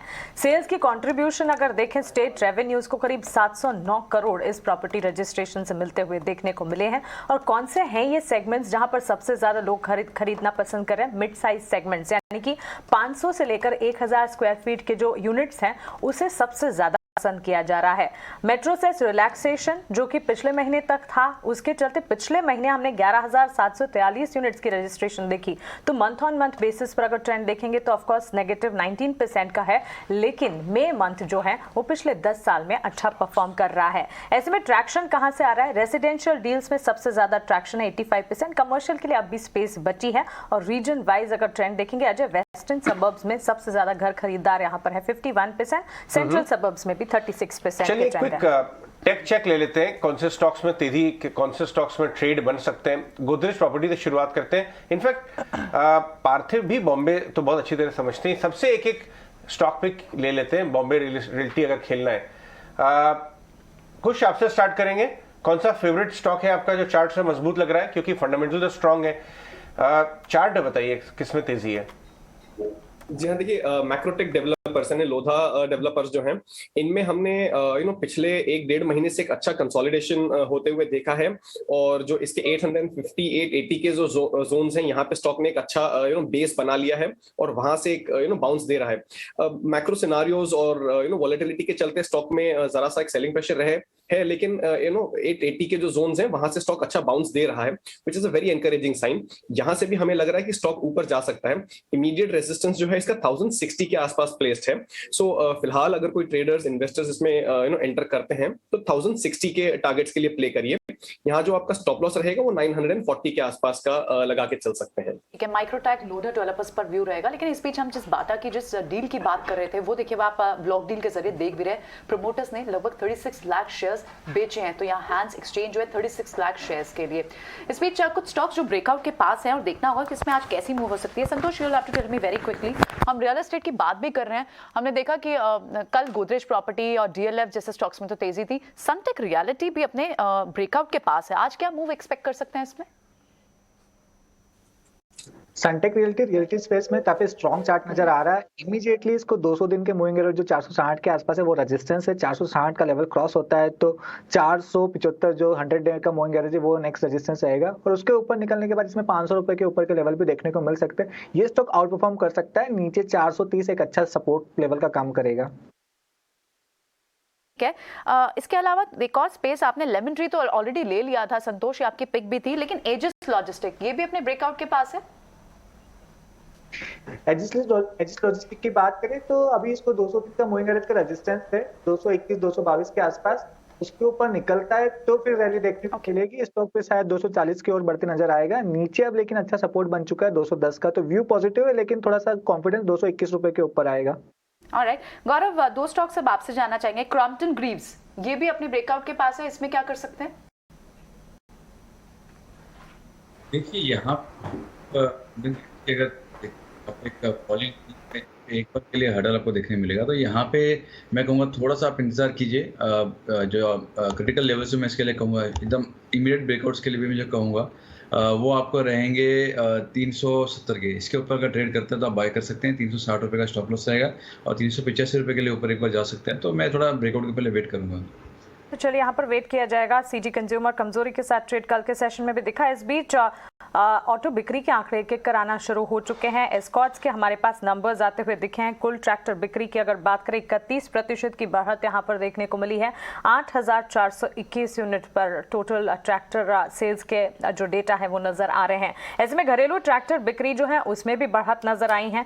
24.5% की बढ़त यहाँ पर भी देखने को मिली है। कुल बिक्री देखिए 8,325 यूनिट से बढ़कर 8,421 unit per month on month basis पर बढ़त यहाँ पर देखने को मिली है। और घरेलू ट्रैक्टर बिक्री में करीब 25% की बढ़त 7,667 यूनिट पर ये बिक्री के आंकड़े जो है वो आते हुए दिखे हैं। पॉजिटिव नंबर्स एक्सपेक्टेशंस के लिहाज से हम ये भी अनुमान लगा रहे थे कि ट्रैक्टर सेल्स जो हैं वो अच्छी रहेगी और आने वाले दिनों में भी, क्योंकि अब मॉनसून सीजन शुरू होने वाला है तो उसका एक इम्पैक्ट पड़ता हुआ दिखेगा। Mumbai based real estate stocks पर हम बात कर रहे थे। मैक्रोटेक, लोडा डेवलपर्स पर हमने बात की, लेकिन साथ ही Oberoi realty, Mahindra life space जैसे स्टॉक्स, खुश आपकी राय इस पर हम जानना चाहेंगे। अच्छा देखिए, ओबेरॉय रियल्टी का जो स्ट्रक्चर था ये बहुत स्ट्रॉन्ग था for about a very good time frame, लेकिन वही वॉलेटिलिटी के चलते इसमें भी हमने एक क्रैकडाउन देखा था over the last 3 to 4 weeks, जो अब लग रहा है कि शायद ओवर हो गया है। इसमें भी एक अच्छा बेस बन रहा है। स्टॉक का करीब 780 के जो लेवल्स हैं इसके आसपास स्टॉक इसे होल्ड करके एक रिबाउंड दिखा रहा है। 880 के जो लेवल्स हैं यहाँ पे एक हर्डल स्टॉक के लिए प्लेस्ड है which is some distance away. So 800 के स्टॉप लॉस के साथ 880 के टारगेट्स के लिए इस पे बिल्कुल एंट्री ली जा सकती है। पे ऑफ रेशियो आपके लिए यहाँ पे फेवरेबल है। दूसरा जो स्टॉक आपने सजेस्ट किया व्हिच इज महिंद्रा लॉजिस्टिक्स, इस स्टॉक में हम एक्चुअली बहुत एक्टिविटी देख रहे हैं for the last few weeks. इसमें कंसोलिडेशन चल रहा है, लेकिन अगर हम डेली चार्ट्स पे देखें तो इस पे एक अच्छा मोमेंटम बिल्ड होते हुए दिख रहा है। जिस तरीके के सेटअप इसमें है, there is a good chance that the stock can make a run up to 475 480 levels in the coming days. और यहाँ जो स्टॉप लॉस है आप वो बहुत पास का 450 का लेके चलिए, जहां पे स्टॉक का एक सपोर्ट लेवल बन रहा है। ओके, तो चलिए ये राय मिलती हुई इस बीच निफ्टी बैंक निफ्टी कहां जाएगा, एक्सपर्ट्स की जब राय हमने समझने की कोशिश की उनका क्या मानना है आज के सत्र में जिस तरह के लेवल्स नजर आ रहे हैं उसे देखते हुए आप देखिए कुणाल की राय अब भी पोजीशंस को होल्ड करने की। कुश बोहरा, नरेश मिरानी, संतोष मीना और गौरव बिस्सा जो है पॉजिटिव आउटलुक रखते हुए निफ्टी बैंक निफ्टी पर अब भी यहां पर तेजी के अनुमान नजर आ रहे हैं। बैंक निफ्टी की तरफ से आप देखिए कुणाल बोथरा, कुश बोहरा और संतोष मीना तीनों की राय होल्ड पोजीशंस इंटैक्ट रखने की है और नरेश मिरानी और गौरव बिस्सा की तरफ से खरीदारी की राय अब भी बरकरार। यहाँ पर तो क्लियरली निफ्टी पर एक्सपर्ट्स का कन्विक्शन जो है वो बैंक निफ्टी के मुकाबले ज्यादा नजर आ रहा है, क्योंकि निफ्टी पर खरीदारी की कॉल 4 एक्सपर्ट्स की तरफ से और बैंक निफ्टी पर सिर्फ 2 एक्सपर्ट्स कह रहे हैं कि अब भी बाय कॉल्स इनिशिएट किए जा सकते हैं। ऑलराइट, इनफैक्ट बैंकिंग स्टॉक्स ना थोड़ा सा लैकलस्टर मूवमेंट में थे कल, इसलिए शायद बैंक निफ्टी पर थोड़ा भरोसा कम है as compare to Nifty. Nifty ने आउट परफॉर्म ज्यादा किया था और इनफैक्ट अब आप प्री ओपन में भी देखें ना तो आज भी बैंक निफ्टी पर वो प्रेशर दिख रहा है 128 पॉइंट का, लेकिन निफ्टी आपको 16,600 के पास खुलते हुए दिखाई दे रहा था। जो इनिशियली आपको एसजीएक्स निफ्टी कुछ माइनर पॉइंट्स की जो एक गैप डाउन दिखा रहा था वो कवर अप करिए बाजार ने, और इंडिया विक्स इस को भी वॉच आउट जरूर करना होगा जो 20 के लेवल्स के आसपास था। वेरी क्विकली यहाँ पर अगर संतोष कोई ओपन ट्रेड अगर प्री ओपन को देखते हुए आपको लग रहा है कि कोई पिकअप ऐड करना चाहेंगे? मेरी सजेशन आईटी स्टॉक्स में रहेगी, तो मेरा इन्फोसिस पे नजरिया रहेगा, क्योंकि इन्फोसिस ज्यादा ऊपर नहीं खुल रहा है, तो मेरे हिसाब से और बाइंग के मौके मिलेंगे, तो एक शॉर्ट कवरिंग इसमें देखने को मिलेगी। स्टॉक 1550 की ओर जा सकता है। वेरी क्विकली गौरव, आप भी अगर कोई स्टॉक पिक आपने यहाँ रिकमेंड या सेक्टर आप रिकमेंड करना चाहें? नहीं, फिलहाल का वेट करना चाहूंगा, क्योंकि ऑलरेडी मुझे लगता है 15-20 मिनट की स्टार्टिंग में आपको देखने मिल सकती है। थोड़ा मैं वेट एंड वॉच रखूंगा। ठीक है, ऑलराइट, नो प्रॉब्लम। सो आज हमें मेजर ट्रिगर्स कहां से निकल कर आ सकता है कि कल हमने देखा बैंक्स ने प्रेशर माउंट किया, टेक्नोलॉजी ने कुछ खास परफॉर्म नहीं किया था, लेकिन oil and gas pack, energy pack, वहां मोमेंटम था। आज किस तरह की पोजीशंस निकल कर आएंगी अब से कुछ देर में जब मार्केट ओपन होती है तो हम देखेंगे, लेकिन बैंक्स क्लियरली अभी भी आपको देखते हैं कि फ्रीज होने के बाद किस तरह का रेट यहाँ दिखाते हैं। अब सीधा ही खुलते हैं बैंकिंग स्टॉक्स। तो बैंक निफ्टी पर आज एक मूव जरूर रहेगी। निफ्टी इस वक्त आपको दिख रहा है 16,600 के पास खुलते हुए। तो बैंक निफ्टी लगभग 100 ऑड पॉइंट्स की गैप डाउन के साथ खुला है। निफ्टी आपको 580 के पास खुलते हुए दिखाई दे रहे हैं। जो टॉप लीडिंग स्टॉक्स हैं इस वक्त के, उसमें आपको सबसे ऊपर दिख रहा है टाइटन। टाइटन में हमने देखा 2 दिन से प्रेशर माउंट हुआ था, आज यहाँ एक रिबाउंड दिख रहा है। टाटा कंज्यूमर, हम लगातार बात कर रहे हैं कि टी कॉफी प्राइसेस, उसके चलते शायद यहाँ एक मोमेंटम देखने को मिल सकता है। टाटा कंज्यूमर आप तेज दिख रहे हैं। मेटल पैक, कल यहाँ थोड़ी सी रेजिलियंस आपको मेटल पैक में दिखाई दे भी रही थी, और आज आपको वो मोमेंटम दिख रहा है। टाटा स्टील, JSW स्टील, ये आपको आज तेज दिखाई दे रहे हैं। सन फार्मा, कल रिजल्ट्स के बाद हमने देखा था 2.5 से 3% के मूव के बीच में ही फंसा रहा था ये स्टॉक डाउन साइड पे। आज आपको वहां रिकवरी देखने को मिल रही है। HUL में भी हमने एक कमेंट्री भी क्लियरली सुनी संजीव मेहता की, उन्होंने क्लियरली कहा था कि इन्फ्लेशन, प्राइस हाइक्स, ये सब इसका कोरिलेशन होगा, और ये देखने को भी अब आपको clearly consumer staple, consumer discretionary stocks में देखने को भी मिलता है। NTPC फिर से जब पावर क्राइसिस की बात होती है, इस स्टॉक को आप फिर से देखेंगे, लार्जेस्ट इलेक्ट्रिसिटी प्रोड्यूसर, NTPC में भी आपको 2% का मूव दिखाई दे रहा है। डिविस लैब अच्छा खासा 28 से 30% करेक्शन होने के बाद अब क्या यहाँ पर स्टॉक एक्यूमुलेशन के लिए रेडी है? फिलहाल टू वेट, लेकिन फिलहाल फ्लैट टू पॉजिटिव कामकाज करते हुए अभी तक फिलहाल पहले 10 स्टॉक्स में आप देखें तो IT आपको नहीं दिखता है, आपको स्टील पैक दिखता है, आपको ऑटो पैक दिखते हैं, आपको हीरो मोटर कॉर्प दिखता है 0.5% तेजी के साथ, M&M दिखता है 1% की तेजी के साथ, बजाज ऑटो, आइशर मोटर। सो ऑटो पैक के लिए तो आज का दिन स्पेसिफिकली वॉच आउट करना होगा।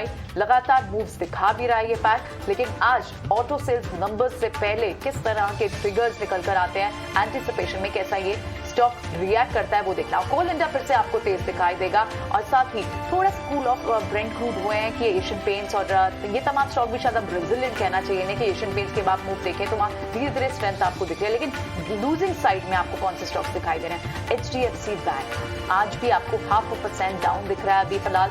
L&T 0.5% डाउन दिखाई दे रहा है, और साथ ही आपको विप्रो दिख रहा है 0.5% डाउन। एक बार वेरी क्विकली डेरिवेटिव इसमें किस तरह की पोजीशंस है वो देख लेते हैं। तो शॉर्ट्स तेजी से जो कवर हो रहे हैं यहाँ पे, उसमें पिडिलाइट इंडस्ट्री हमारी ट्रैकिंग शीट में भी था, हमारे एक्सपर्ट्स ने भी ये दिया है, डाबर, NTPC, और साथ ही आपको यहाँ स्टॉक्स दिख रहे हैं जैसे कि ऑटो पैक के तो बहुत स्टॉक्स दिख रहे हैं आपको क्लियरली। मानसी, यहाँ पर ऑटो पे बहुत तेजी से शॉर्ट्स कवर होते दिखाई दे रहे हैं, पैसेंजर, 2 व्हीलर, कमर्शियल व्हीकल, सारे सेक्टर्स शॉर्ट्स कवर जरूर होते हुए दिख रहे हैं, लेकिन ऑटोमोबाइल सेल्स, ऑटो बिक्री के आंकड़े जो आने वाले हैं उससे ठीक पहले कंसर्न्स भी हैं थोड़े से। एक एक कर जब नंबर्स हमारे सामने आएंगे ऑटो स्पेस को हम देखेंगे, क्योंकि हल्की सी ही तेजी के साथ निफ्टी ऑटो स्पेस फिलहाल ट्रेंड करता हुआ। FMCG स्पेस में अच्छी तेजी यहाँ पर नजर आ रही है, टॉप परफॉर्मिंग FMCG। इनफैक्ट अगर हम देखें पूरे के पूरे मई महीने में ऑटो और FMCG दोनों ही स्पेस रहे हैं जिन्होंने आउट परफॉर्मेंस कर दिखाया, और अब भी आप देखें जून की शुरुआत में भी FMCG स्पेस जो है वहां से अच्छी तेजी के बीच कामकाज नजर आ रहे हैं।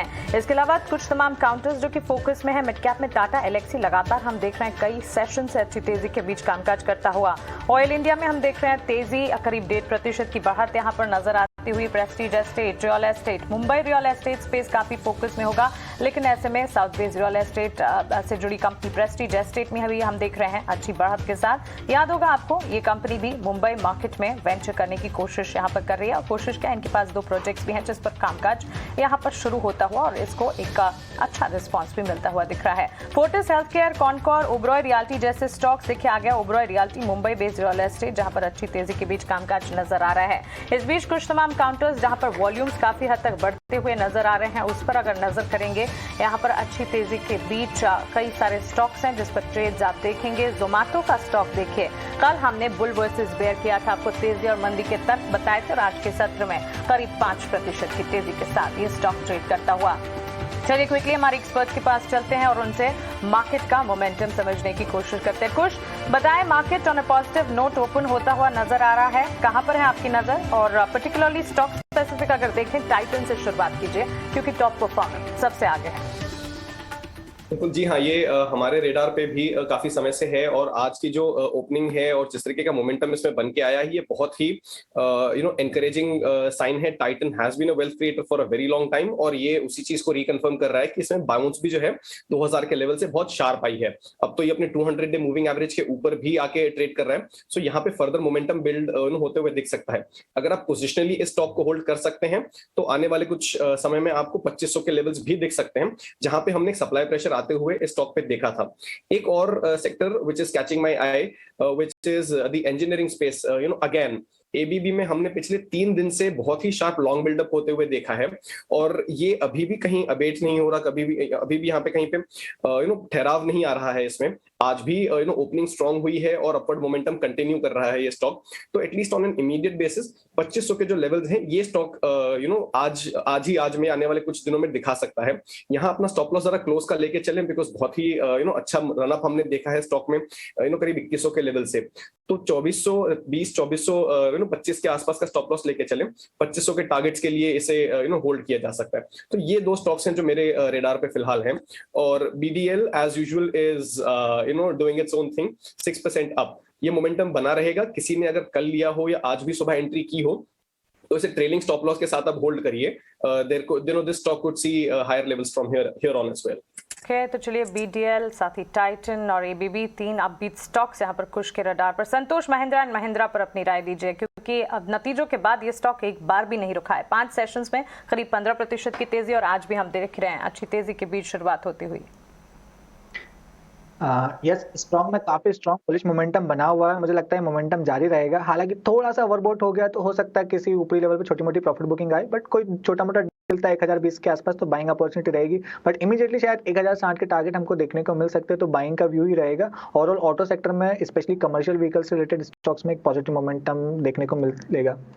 ऑलराइट, एक बार आप एफएनओ स्पेस के डेटा को देखें ना तो उससे आपको जरूर सेक्टर वाइज एक चर्निंग दिख रही है या फिर प्रेफरेंस दिख रही है। ओपन अप थीम के काउंटर्स आपको क्लियरली दिख रहे हैं, चाहे वो आप डेल्टा कॉर्प जैसे स्टॉक देखें, एटीएफ प्राइसेस कट के कारण इंडिगो का स्टॉक देखें और साथ ही होटल स्टॉक्स को देखें। सो ये एक ट्रिगर तो आपको क्लियरली दिख रहा है। दूसरा जो आपको एक ट्रिगर दिख रहा है वो क्लियरली इंश्योरेंस स्पेस लगातार हम देख रहे हैं। आईसीआईसीआई प्रूडेंशियल हो, एचडीएफसी लाइफ तो एक एचडीएफसी ग्रुप के कारण था, लेकिन आप इनमें भी आपको एक कहीं ना कहीं accumulation at the lower levels दिख रही है। तीसरा, आप ऑफ कोर्स ऑटो स्पेस तो देख ही रहे हैं कि ऑटो स्पेस के सारे काउंटर्स आपको दिख रहे हैं। डिफरेंट कैटेगरी वाइज आपको इनफैक्ट इन्हें आइडेंटिफाई करना होगा, पैसेंजर व्हीकल, कमर्शियल व्हीकल, इस अकॉर्डिंगली आपको देखना होगा। और तीसरा, रियलिटी स्पेस में हमने कल ही मूव देख ली थी। In fact biggest gainer sectoral wise था, तो उनमें से टॉप 3 में आपको रियल एस्टेट भी दिख रहा था because of this news also, जो रजिस्ट्रेशन की न्यूज़ अभी हमने थोड़ी देर पहले भी आपको बताई। अगर गौरव यहाँ पर आपको कोई बेट लेनी हो तो क्या आप रियल एस्टेट पैक तो हमने खैर अभी डिस्कस किया, लेकिन इंश्योरेंस स्पेस पे आप बेट लेंगे? आईसीआईसीआई प्रूडेंशियल, एचडीएफसी लाइफ, कोई ऐसे स्टॉक जो आपको लगता है आज ही के दिन में बड़ी मूव दिखा पाए? देखिए, एसबीआई लाइफ में कल एक ब्रेकअप था, तो वो थोड़ा अभी भी लग रहा है कि जो सबसे वॉल्यूम पार्टिसिपेशन उनको देखने मिला था, तो ये बरकरार हो सकता है। तो एसबीआई लाइफ जो है रेडर पे रहेगा। एचडीएफसी लाइफ में ऑलरेडी मोमेंटम आ चुका था, नीचे में ब्रेकडाउन देके वापस रिटेस्ट करके ऊपर फिर जा रहा है। तो ओवरऑल देखा जाए तो दोनों ही स्टॉक्स अच्छे लग रहे हैं। अगर किसी का नजर एकदम शॉर्ट टर्म का है तो आप एचडीएफसी लाइफ का देखिए, जहाँ पे छोटा सा रिटेस्ट होकर ऊपर जा रहा है। तो अगर ये 595 के लेवल अगर होल्ड करते हैं तो आज आपको एक अच्छी अपसाइड आपको देखने मिल सकती है। और वहीं अगर किसी का नजरिया कुछ दिनों का है तो आप एसबीआई लाइफ भी नजर रख सकते हैं। तो शॉर्ट टर्म के लिए एचडीएफसी लाइफ, फ्यू डेज के लिए एचडीएफसी लाइफ। पिछले 5 मिनट में आपको पोजीशन आइशर मोटर में और महिंद्रा में यहाँ बढ़ती हुई दिखी है, और साथ ही टेक महिंद्रा यहाँ पर भी आपको अब लॉन्ग साइड के ट्रेड्स दिख रहे हैं। इनफैक्ट टेक्नोलॉजी अब सबसे एक्टिवली ट्रेडेड सेक्टर भी हो गया है, और कुछ बिल्टअप आपको अब सीमेंट स्पेस में भी दिखाई दे रहे हैं। लेकिन मेटल्स, क्या यहाँ शॉर्ट्स हैं आज के लिए खुश? जी देखिए, एक बहुत ही शार्प सेल ऑफ के बाद हमने इसमें एक बाउंस आते हुए देखा है। व्हाट इज एनकरेजिंग कि ये फॉलो थ्रू बाइंग भी आ रही है। कल भी हमने इन स्पेसेस में देखा था कि एक अच्छी बाइंग थी, आज एक फॉलो थ्रू बाइंग आ रही है, विच इज इंडिकेटिंग कि शायद कहीं ना कहीं जो ये सेलिंग आई थी उसका एक इंटरमीडिएट बेसिस पे जो है बेस बन गया है। जेएसडब्ल्यू स्टील की अगर हम पर्टिकुलरली बात करें तो 530 के आसपास इसने एक अच्छा बेस बना के एक अप ट्रेंड दिखाया है। यहाँ पे देखिए, शॉर्ट्स में फिलहाल रिकमेंड नहीं करूंगा क्योंकि एक बेस बना है, ओवरऑल मार्केट जो है आपका मोमेंटम में है, और कहीं भी इन्हें हल्का सा ट्रिगर मिलता है, जैसे चाइना में हम ओपनिंग अप की बात कर रहे हैं फिर से बिकॉज कोविड केसेस कम हुए हैं, तो ऐसा कोई इन्हें अगर एक मोमेंटम ट्रिगर मिलता है तो रिकवरी भी जो है वो बहुत शार्प आ सकती है। सो फिलहाल इन पे बाय साइड पे ध्यान रखिए, जो इनके बेस बने हैं उनके स्टॉप लॉस के साथ। जेएसडब्ल्यू स्टील जो है इसमें 530 का एक बेस बना है, इसे स्टॉप लॉस बना के अगर आप लॉन्ग करना चाहें तो 570 के और 570 580 के जो जोन है इनफैक्ट वहां तक के लिए लॉन्ग पे ध्यान रख सकते हैं। शॉर्ट इनमें फिलहाल अवॉइड करिए। इनफैक्ट आप अगर बैंकिंग के साथ साथ ना फाइनेंस काउंटर्स भी बहुत अच्छी रैली दिखा रहे हैं। इनफैक्ट आप कैनफिन होम्स को देखिए, हम 3.25% की तेजी है यहाँ। संतोष, क्या यहाँ कोई ट्रेड आइडेंटिफाई कर रहे हैं आप? कैनफिन होम की बात करें तो काफी लंबे समय से परफॉर्म किया है, एक बड़े अंडर परफॉर्मेंस के बाद एक बॉटम बनाते दिख रहा है स्टॉक। मुझे लगता है इसमें बेस बन रहा है, हालांकि ऊपर 518 के आसपास रेजिस्टेंस है। 518 का लेवल, 518 520 का लेवल क्रॉस करता है तो फिर इसमें कॉन्फिडेंस लौटेगा, फिर 555 तक के लेवल देखने को मिल सकते हैं। नीचे 475 एक अच्छा सपोर्ट का काम करेगा। राय मिलती हुई आपको कैनफिन होम्स पर करीब 3% की तेजी के साथ ये स्टॉक ट्रेड करता हुआ। चिराग, कैम्प्स का स्टॉक देखिए करीब 5% के अपमूव्स यहां पर देखने को मिल रहे हैं। फंडामेंटल्स काफी इंटैक्ट है। आज ये शानदार अपटिक जो आई है इस पर राय क्या होगी 2428 के लेवल्स पर?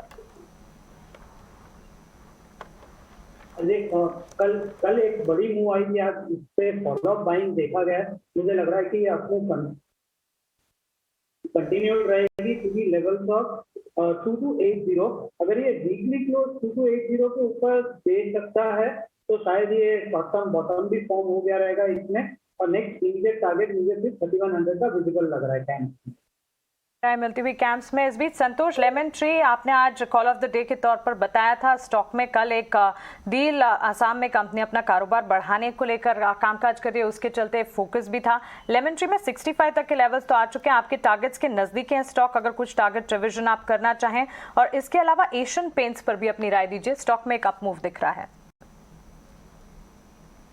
बात करें तो मुझे और नजर आती है, 850 का इमीडिएट टारगेट नजर आता है और उसके ऊपर निकलता है तो और बड़ी तेजी भी बन सकती है। एशियन पेंट्स की भी बात करें तो एशियन पेंट एक अच्छा बेस बनाने के बाद आज स्ट्रेंथ दिखा रहा है। मुझे लगता है इसमें और स्ट्रेंथ देखने को मिल 965 के टारगेट देखने को मिल सकते हैं, उसके ऊपर निकलता है तो फर्दर स्ट्रेंथ बनेगी। नीचे 2900 का लेवल एक अच्छा सपोर्ट का काम करेगा। ठीक है, जीएनएफसी और अगर किसी को चूज करना होगा जीएनएफसी में पोजीशन बनाना बेहतर, रिटर्न्स आज के लिए प्योरली ट्रेडिंग कॉल्स, जीएनएफसी में आपको पोजीशन लेना बेटर लग रहा है इस वक्त, या फिर बीईएल में? दोनों में अच्छा लॉन्ग बिल्टअप हो रहा है। देखिए, दोनों में मैं देखूं, चेक करूं तो दोनों ही अच्छे ब्रेकआउट्स आपको देखने मिल रहे हैं यहाँ पे। जीएनएफसी भी मेरे शुरुआत में फोकस में ऑलरेडी था वो, तो मैं कहूँगा दोनों में से अगर किसी एक को लेना अगर है तो मैं बीईएल के साथ में जाना चाहूँगा, क्योंकि यहाँ पे अगर आप देखेंगे तो मल्टीपल सपोर्ट्स हर्डल्स जो है वो आपको पार होते दिखेंगे। तो अगर है वो 240 के ऊपर ट्रेड कर रहा है तो काफी स्ट्रॉन्ग एक ब्रेकआउट आपको देखने मिल सकता है आवली चार्ट्स वगैरह के ऊपर, और एक मोमेंटम जो है 250-52 का वो आपको देखने मिल सकता है। तो वो लेवल के सबसे अगर मैं कहूँ तो बीईएल का स्ट्रक्चर जो है वो एंगल थोड़ा सा बेटर है। ठीक है, बीईएल पसंद आता है, लेकिन अच्छे खासे मूव आपको जीएनएफसी में भी दिख सकता है। इनफैक्ट एफएनओ के भी लॉन्ग बिल्टअप जो तेजी से दिख रहे हैं आपको इन स्टॉक्स में दिखाई दे रहे हैं। अब रॉयल रियल्टी क्या कैचअप कर सकता है रैली को, जो गोदरेज प्रॉपर्टी या फिर प्रेस्टीज में हम जिस तरह के मूव देख रहे हैं, रियल एस्टेट पैक का कोई एक रब ऑफ इफेक्ट पूरा आ सकता है। इनफैक्ट मुंबई बेस्ड बिल्डर भी है, क्या आपको लगता है यहाँ पे संतोष रॉयल रियल्टी आज के लिए ट्रेड ले सकते हैं? Yes, Mumbai based realty company में मुझे ओबेरॉय फेवरेट लगता है। इसका स्ट्रक्चर भी बुलिश है, स्टॉक ने 720 के लेवल के आसपास अच्छा बेस बनाया है और मुझे इमीडिएट इसमें 870 के टारगेट नजर आते हैं। 870 के ऊपर निकलता है तो 890 900 तक के लेवल भी देखने को मिल सकते हैं। नीचे मेरे हिसाब से अब इसमें 790 का लेवल एक अच्छा सपोर्ट का काम करेगा, तो व्यू इस पे काफी पॉजिटिव है। ओबरॉय रियल्टी पर नजर आ रहा हाईएस्ट सेल्स रजिस्ट्रेशन फिगर्स जो हैं इसके चलते Mumbai based real estate focus में है ही। लेकिन इस बीच पार्थिव फाइन ऑर्गेनिक्स का स्टॉक देखिए, इस स्टॉक में अच्छा ट्रैक्शन दिख रहा है। इनफैक्ट सवाल ये होना चाहिए कि स्टॉक में एंट्री अब कब बनेगी, क्योंकि 5066 के लेवल्स पर आज भी 4% के अप मूव्स देख रहे हैं। पिछले 3 सेशंस में 20% ये चढ़ गया है। 5064 के लेवल्स पर एग्जिस्टिंग पोजीशंस का क्या करना चाहिए और ये स्टॉक में क्या एंट्री लेवल्स कहीं बनेंगे? देखिए मानसी, आई थिंक ये स्टॉक अभी रिसेंटली मैसिवली रीरेट हो गया थैंक्स टू द फैक्ट कि जो नंबर्स आए थे, आई थिंक ब्लॉकबस्टर नंबर्स आए थे। We are in an environment जहाँ पे most of the speciality chem में हम लोग ग्रॉस मार्जिन कॉन्ट्रैक्शन देख रहे हैं, लेकिन ये कंपनी में हमने massive top line growth, volume growth, margin expansion हर एक पैरामीटर पे आई थिंक ये स्टॉक ने बहुत फैंटास्टिक परफॉर्मेंस दिया in terms of the earnings. और I go back into the IPO जब मीट थी, मेरे को याद है कि आई थिंक ये स्टॉक अभी रिसेंटली मैसिवली रीरेट हो गया थैंक्स टू द फैक्ट कि जो नंबर्स आए थे, आई थिंक ब्लॉकबस्टर नंबर्स आए थे। We are in an environment जहाँ पे most of the speciality chem में हम लोग ग्रॉस मार्जिन कॉन्ट्रैक्शन देख रहे हैं, लेकिन ये कंपनी में हमने massive top line growth, volume growth, margin expansion हर एक पैरामीटर पे आई थिंक ये स्टॉक ने बहुत फैंटास्टिक परफॉर्मेंस दिया in terms of the earnings. और I go back into the IPO जब मीट थी, मेरे को याद है कि ये बहुत सस्ते लेवल्स पे आया था, 800 के लेवल्स पे if I am not wrong, और उस टाइम पे मैनेजमेंट ने बताया था कि 3 साल में ये इनकी कैपेसिटी मोर देन डबल कर देंगे। तो प्रॉब्ली जो भी नंबर्स आ रहे हैं, it is thanks to the fact कि अभी कैपेसिटी काफी एनहांस हो गई है। और दूसरा पॉजिटिविटी ये है कि मार्केट्स आर एक्सपेक्टिंग के because of this existing capacity getting utilised, नया एक्सपेंशन भी आएगा। लेकिन यहाँ पे आई एम अफ्रेड कि valuations are now very very stretched, तो ये लेवल्स पे तो डेफिनेटली रेकमेंड नहीं करेंगे। 10 to 15% अगर करेक्शन आता है इन कोर्स ऑफ टाइम तो वहां पे एंट्री पॉइंट्स बनेंगे, लेकिन probably this is not the right time to enter this. Parthiv, जिनकी एग्जिस्टिंग पोजीशंस है उनके लिए राय क्या होगी? जी, जिस तरह की रैली हमने विटनेस की और अभी के जो ट्रेल मल्टीपल्स पे जो वैल्यूएशंस है, आई थिंक काफी ग्रोथ फैक्टर इन हो रहा है। तो नॉट अ बैड आइडिया कि एग्जिस्टिंग पोजीशन होल्डर्स जो बहुत अच्छे प्रॉफिट्स पे बैठे हैं, एटलीस्ट 50% पोजीशन वो होल्ड करें। कुछ जोमेटो पर अपनी राय दीजिए, क्योंकि कल ही इस स्टॉक को हमने फोकस में लिया भी था और आज ये स्टॉक में काफी अच्छा एक्शन भी दिख रहा है। पॉजिटिव्स भी हैं, नेगेटिव्स भी हैं, लेकिन डाइन इन डाइन आउट दोनों ही पॉजिटिव का कैंडिडेट बनता हुआ जोमेटो में अब क्या लगता है 6% के अप मूव्स यहाँ पर दिख रहे हैं?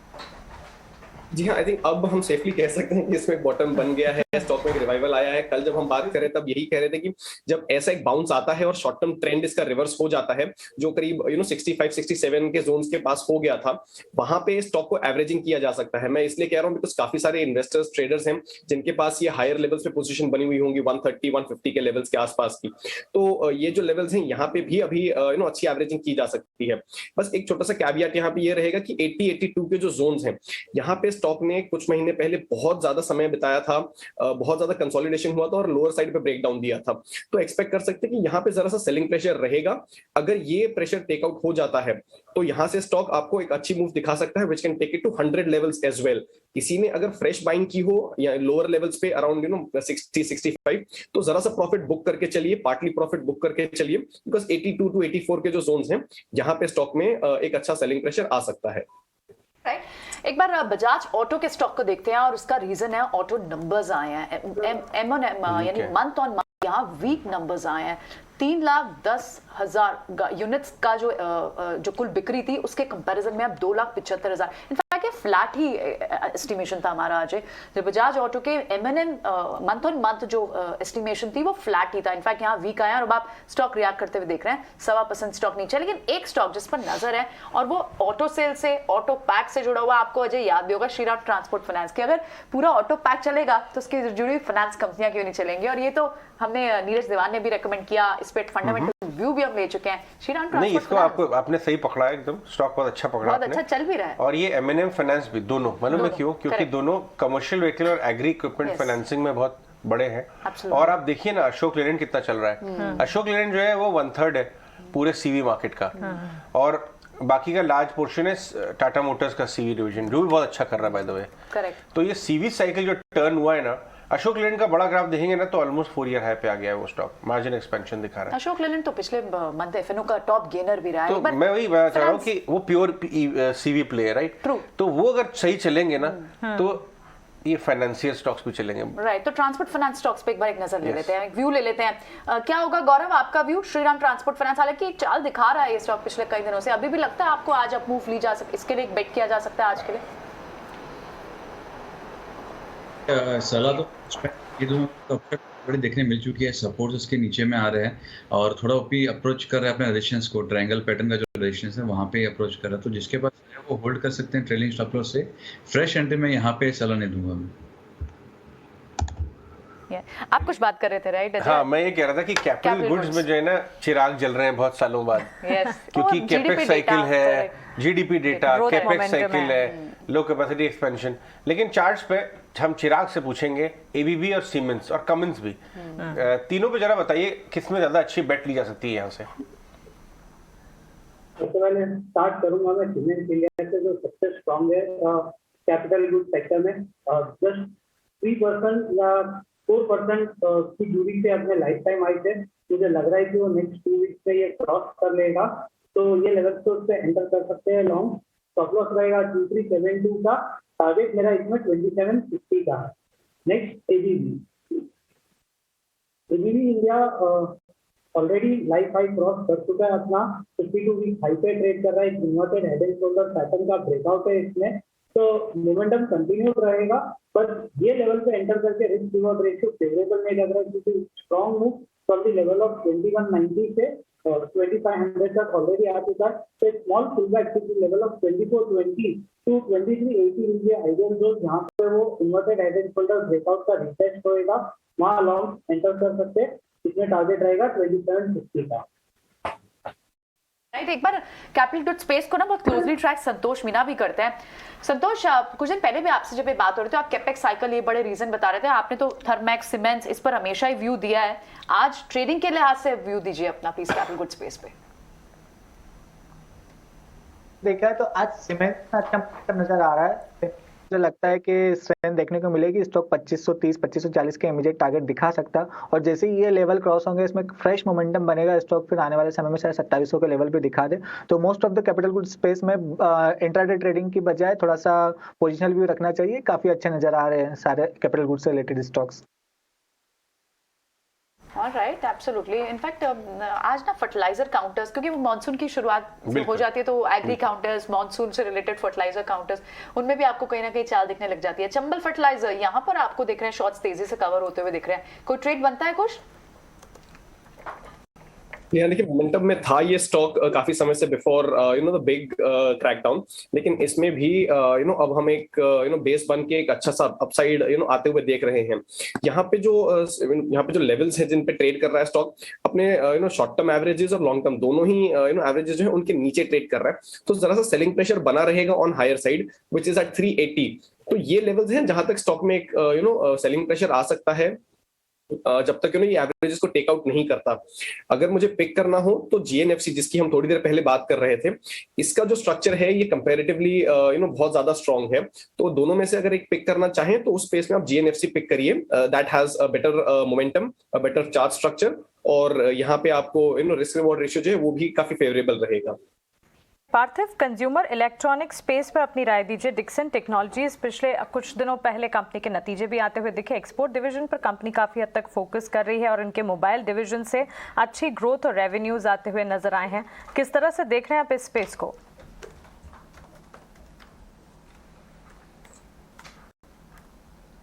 पार्थिव, ये सवाल आपके लिए है।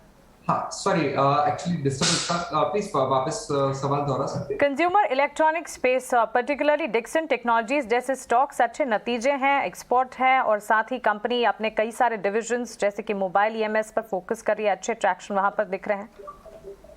डेफिनेटली, आई थिंक यहाँ पे हम देखें तो ये स्टॉक एक वेरी एक्सपेंसिव वैल्यूएशंस पे कोट कर रहा था, और हमने काफी इसमें फ्रॉम द पीक लेवल्स काफी बड़ा ड्रॉडाउन देखा है।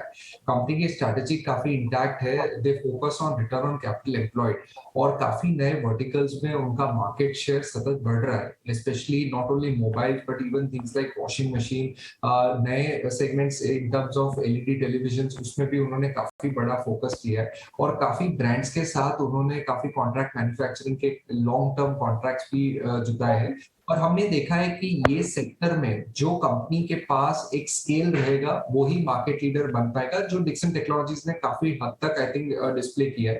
तो डिस्पाइट द फैक्ट कि यहाँ पे ट्रेड मल्टीपल्स पे वैल्यूएशंस थोड़े रिच है, लेकिन आफ्टर द रीसेंट करेक्शन हमें ऐसा लग रहा है कि यहाँ पे भी एंट्री पॉइंट्स अच्छे हैं और आने वाले 2 से 3 साल में आई थिंक ये company can scale up to new heights. तो एक सवाल आपसे पूछना चाहूंगा मैं रिफाइनिंग स्टॉक्स पे। रिलायंस का आप 6 महीने का ग्राफ देखिए, चेन्नई पेट्रो और दूसरे side counters, not BPCL HPCL, Chennai petro refining, अगर हम देखें तो इनके रिफाइनिंग मार्जिन्स काफ़ी अच्छे आ रहे हैं। देखिए चेन्नई पेट्रो तो एमआरपीएल ये देखिए डबल हो गया 6 महीने के अंदर अंदर। मैं आपसे ये इसलिए पूछ रहा हूँ कि एक बड़ा इंटरेस्टिंग फिनोमेना हो रहा है, लोग ये शायद जान नहीं रहे, लेकिन जितना भी सैंक्शंस लग रहे हैं रशिया के ऊपर, उसका फ़ायदा एक्चुअली एशियन रिफाइनर्स को हो रहा है। ये डार्क ब्लू में जो आप डेटा देख रहे हैं वो इंडियन रिफाइनर्स जो क्रूड इंपोर्ट कर रहे हैं वो है। ये देखिए अगर आप 2021 के जनवरी से देखिए तो मैनी टाइम्स बढ़ गया है। जो लाइट ब्लू डेटा है वो चाइना का रिफाइनिंग है। चाइना रिफाइनरीज भी काफ़ी ज़्यादा क्रूड इंपोर्ट करके आप भेज रहे हैं। ये जा कहाँ रहा है? एक्चुअली जा ये वैसे ही रहा है, ये पहुँच रहा है यूरोप में ही है, लेकिन ये वाया एशिया जा रहा है, अब डायरेक्ट नहीं जा रहा है। तो जो भारतीय रिफाइनर्स का बिजनेस बढ़ गया है, $20 के जीआरएम की बात आ रही है, सिंगापुर जीआरएम। आपका चेन्नई पेट्रो, एमआरपीएल और रिलायंस के रिफाइनिंग बिजनेस पे क्या कॉल है, कहाँ ज़्यादा पैसा बनेगा? देखिए अजय, आई थिंक जो 2 सिनेरियो बने हैं, एक तो because of the war Russia का जो क्रूड सप्लाई है जो काफी हद तक यूरोपियन रिफाइनर्स को जाता था वो काफी डिक्लाइनिंग ट्रेंड में है, तो जिसके वजह से यूरोप के अंदर जो डीजल क्रैक्स की जो डिमांड रहती है हमेशा ज्यादा रहती है और post opening up of Covid हमने कोई नया वेव नहीं देखा। All of a sudden there has been a massive spike in diesel consumption. यही फायदा हो रहा है इंडियन रिफाइनर्स को, इवन द चाइनीज रिफाइनर्स, और जिसमें से हमने देखा कि प्लेयर्स लाइक चेन्नई पेट्रो जिनका ऑलमोस्ट 44% जो उनकी कॉम्प्लेक्स रिफाइनरी है, तो they are able to process diesel cracks. और अगर हम मैं स्प्रेड्स की बात करूं और जीआरएम्स की बात करूं तो सिंगापुर इज अ बेंचमार्क जो अभी करीबन $22 के आसपास चल रहा है, लेकिन अगर मैं अभी के तारीख में जो नंबर्स है definitely it will be volatile, लेकिन दिसंबर 2021 में मेरे को याद है कि चेन्नई पेट्रो के जो डीजल के जो जीआरएम से करीबन $6 पे थे। आज के तारीख पे they are quoting upwards of $25 और फॉरगेट $25 इवन डबल डिजिट में भी रहते हैं और 1-2 साल रहते हैं, तो हमारा ऐसा मानना है जिस तरह का $1 पे इंक्रीमेंटल 600-700 करोड़ का सालाना ज्यादा एबिटा वो बनाते हैं, तो आज के तारीख में जो भी उनका डेट है वो 2 साल में पूरा वाइप ऑफ हो जाएगा, which is a very very interesting phenomena. तो बोथ एमआरपीएल, चेन्नई पेट्रो जो प्योर प्ले रिफाइनिंग थीम्स है, बिकॉज रिलायंस के अंदर हम जानते हैं बहुत बड़ा कॉन्ग्लोमरेट है, no doubt they will also be massive beneficiary of the refining trend, लेकिन चेन्नई पेट्रो और एमआरपीएल दोनों को मेरा ऐसा मानना है बहुत बड़ा फायदा होगा। और डिस्पाइट द फैक्ट कि नीचे के स्तर से ऑलमोस्ट डबल हो गए, ये ट्रेंड अभी सस्टेनेबल दिख रहा है। रातों रात I think European refining capacity diesel spreads नहीं आएंगे, तो हमारा ऐसा मानना है कि आने वाले 1-2 साल के लिए ड्रीम रन रहेगा ये दोनों स्टॉक्स के लिए। एक फंडामेंटल व्यू तो है, वेरी वेल एक्सप्लेन पार्थिव। इनफैक्ट इसको थोड़ा कॉन्टेक्स्ट में पुट करते हैं। संतोष, आप भी शायद रिफाइनिंग स्पेस को काफी ट्रैक करते हैं, आपने तो कॉल्स भी पहले दिए हैं। इनमें दोनों चेन्नई पेट्रो और एमआरपीएल, इनको एक थोड़ा सा लॉन्ग पोजीशन के होराइजन से, लॉन्ग होराइजन के हिसाब से अगर खरीदारी कोई करे तो क्या रिटर्न्स एक्सपेक्ट करने चाहिए? चार्ट्स कैसे दिखते हैं दोनों के, कौन सा मोर फेवरेबल? एमआरपीएल की बात करें तो इसका स्ट्रक्चर ज्यादा स्ट्रॉन्ग नजर आता है। ये 76 इसको 20 डे मूविंग एवरेज को बहुत अच्छे से रिस्पेक्ट कर रहा है, तो मेरे हिसाब से अगर कोई ट्रेडिंग बेट लेना चाहता है तो 76 के स्टॉप लॉस से ट्रेड कर सकता है। ऊपर में ₹100 तक के टारगेट नजर आते हैं। हालांकि जब भी कोई रिवर्सल के साइन मिले तो एग्जिट करने के मौके भी ढूंढना चाहिए, क्योंकि ये कमोडिटी स्पेस है, तो रिवर्सल के साइन भी कभी भी आ सकते हैं। मुझे रिलायंस में ज्यादा कंफर्टेबल नजर आता है, क्योंकि डाइवर्सिफाइड बिजनेस है, तो इसके अगर किसी वजह से मार्जिन में वापस डिक्लाइन शुरू होता है तो इसके दूसरे बिजनेस वो कर लेंगे। तो मेरे हिसाब से रिलायंस सेफ बेट कोई लेना चाहता है तो रिलायंस पे फोकस करिए, और कोई थोड़ा सा एग्रेसिव बेट लेना चाहता है तो एमआरपीएल को देख सकता है। एग्रेसिव बेट के लिए एमआरपीएल, लेकिन सेफ बेट रिलायंस, लेकिन स्पेस ऑफ कोर्स ल्यूक्रेटिव। कुछ और ट्रेडिंग बेट्स इस वक्त आप एस्ट्रल के स्टॉक को देखें कुछ। एस्ट्रल का स्टॉक अब लगभग 4.5% गेन हो चुका है, लेकिन अभी भी लॉन्ग बुलटअप आपको तेज दिखाई दे रहा है। क्या और अप मूव पॉसिबल है या अभी छोड़ दे स्टॉक को? हाँ, इसमें काफी अच्छा मोमेंटम बिल्ड होते हुए दिखा है for the last couple of days, और आज जो है स्टॉक अपने 20 डे मूविंग एवरेज को क्रॉस करके उसके ऊपर ट्रेड कर रहा है। ये एक ट्रेंड कंफर्मेशन का एक इमीडिएट ट्रेंड रिवर्सल का सिग्नल है, कंफर्मेशन है। जो हम मोमेंटम देख रहे हैं उसने 1780 1770 के जो रेजिस्टेंस जोन्स थे उसके ऊपर स्टॉक को लाके खड़ा कर दिया है। This is a positive sign. यहाँ से हम एक्सपेक्ट कर सकते हैं कि जो ये मोमेंटम है ये कंटिन्यू होगा, बिकॉज इसके इंडिकेटर्स भी अभी टर्न अराउंड हो रहे हैं, दिखा रहे हैं कि एक नई रैली यहाँ से शुरू हो सकती है। 1950 के जो लेवल्स हैं वो इस स्टॉक के अगले रेजिस्टेंस लेवल्स बन रहे हैं। So there is a good chance that the stock can move up to 1950 levels. अगर यहाँ पे आप बाय करते हैं तो 1725 1730 के जो लेवल्स हैं उन्हें स्टॉप लॉस बना के चलिए। ये स्टॉप लॉस इनफैक्ट एस्ट्रल पर सीएलएसए की आज एक रिपोर्ट भी आई है। इन्होंने बिकवाली से अपग्रेड किया है और अब अंडर परफॉर्म की रेटिंग यहाँ पर, लेकिन लक्ष्य इन्होंने बढ़ा दिया 1827 के लेवल्स। नए कारोबार की वजह से यहाँ पर रिपोर्ट्स ये सजेस्ट करें कि कुछ हद तक पॉजिटिविटी यहाँ पर जरूर देखने को मिलेगी। लेकिन चलिए, अंडर परफॉर्मेंस यहाँ पर इंटैक्ट रहती है या फिर ये बढ़त जो है वो जारी रहेगी, ये देखना होगा। लेकिन चलिए, आज क्रूड की बढ़ती कीमतों और महंगाई का बाजार पर कैसा असर पड़ेगा, इस पर विस्तार से हमने समझने की पूरे इस अपडेट को कोशिश की। इस पर हमारे सीनियर एडिटर अजय शर्मा ने कोटक एएमसी के हर्षा उपाध्याय और डेलॉयट इंडिया के देवाशीष मिश्रा से खास बातचीत की। आइए समझते हैं पूरी डिटेल्स। हर्षा, सबसे पहले मैं आपसे जानना चाहूंगा, मार्केट बहुत रेजिलिएंट है बढ़ते हुए क्रूड के बावजूद। आपको क्या रीजन नजर आता है? क्या बाजार ये मान के चल रहा है कि ये क्रूड ऑयल का जो सर्ज है वो टेम्परेरी है और वो परमानेंटली इतना एलिवेटेड नहीं रह सकता? और क्या आपको समझ में आता है? अदरवाइज तो बढ़ता हुआ क्रूड बाजार के लिए, सिटीजन सबके लिए एक चिंता का विषय है। अजय नमस्कार। बिल्कुल आपका टिप्पणी बहुत सही है कि जब हम देखते हैं कि क्रूड ऑयल का प्राइसेस ऊपर जाते हैं तो इकोनॉमी पे असर पड़ता है, नेगेटिव असर होता है और कॉर्पोरेट प्रॉफिटेबिलिटी पे असर होता है, इन्फ्लेशन और इंटरेस्ट रेट्स पे एक तरह से असर पड़ता है। तो ये जो शॉर्ट टर्म में जो मार्केट में मूव देखा है हमने नीचे के लेवल से जो आजकल ऊपर आया है, तो उससे ज्यादा हम फोकस करके ये नहीं सोचना चाहिए कि जो प्रॉब्लम्स है इकोनॉमी पे या कॉर्पोरेट प्रॉफिटेबिलिटी पे वो शॉर्ट टर्म है या वो शायद नहीं आएंगे। मेरे ख्याल से जो जून क्वार्टर के नतीजे आएंगे उसमें क्लियरली ये देखने को मिलेगा कि प्रॉफिटेबिलिटी मार्जिन्स पे नेगेटिव असर रहेगा। देखिए, अगर आप मार्च के रिजल्ट्स भी अगर देखते हैं तो ये एक तरह से ये अनुमान था कि 23% का अर्निंग्स ग्रोथ आएगा और सेकेंड हाफ जो अर्निंग सीजन था वहाँ पे काफी सारे डिसअपॉइंटमेंट्स आए और फाइनली करीब 21% का अर्निंग्स ग्रोथ ही देखने को मिला है। तो हमें ये लगता है कि जो जून क्वार्टर के जो नतीजे आएंगे वो मार्च से भी ज्यादा खराब होंगे। तो उस हिसाब से फंडामेंटली कोई ऐसे रीजन नहीं दिखता है जिससे मार्केट ऊपर जाना चाहिए। लेकिन ग्लोबली मार्केट्स नीचे के लेवल से थोड़ा पुल बैक हुआ है, तो उस हिसाब से इंडिया में भी वही हमें देखने को मिल रहा है। राइट। हम इसके जितने भी रिस्क हैं बढ़ते हुए क्रूड ऑयल के, ये हम आपसे डिस्कस करेंगे। देव के पास जाते हैं। देव, आप तो मिडिल ईस्ट में भी काफ़ी डेवलपमेंट्स को ट्रैक करते हैं। अभी नया सैंक्शंस का रिस्क आ गया और अभी अरामको के हेड बोल रहे थे कि दुनिया भर में स्पेयर कैपेसिटी बची ही नहीं है। तो कहाँ से नीचे आएगा crude oil price? Spare capacity भी नहीं है और आप देखा होगा कि एज इफ ये यूक्रेन वाला क्राइसिस कम था दुनिया के लिए, अभी एक नया चीज चालू हुआ है। यूएस ने एक ईरानियन क्रूड टैंकर को जब्त कर लिया, तो ईरान ने ग्रीस के 2 टैंकर को दबोच लिया है। तो ये गल्फ ऑफ हॉर्मोस में जो स्ट्रेट ऑफ हॉर्मोस है, जहां से दुनिया का आधा ऑयल वहीं से गुजरता है जो एक्सपोर्ट होता है, वहां अगर अनसर्टनिटी हो गया तो और भी क्रूड ऑयल में तेजी होगा। और एक चीज मैं बताना चाहता हूं कि जो ओपेक जो कभी 33-34 मिलियन 33-34 मिलियन बैरल बनाता था, आज के दिन में ये कम होके 28 साढ़े 28 मिलियन बैरल रह गया। तो जो रसिया का जो शॉर्टफॉल होगा उसको भी कोई अटेम्प्ट भी नहीं हो रहा है कि जो कोई उसका भरपाई कर पाए।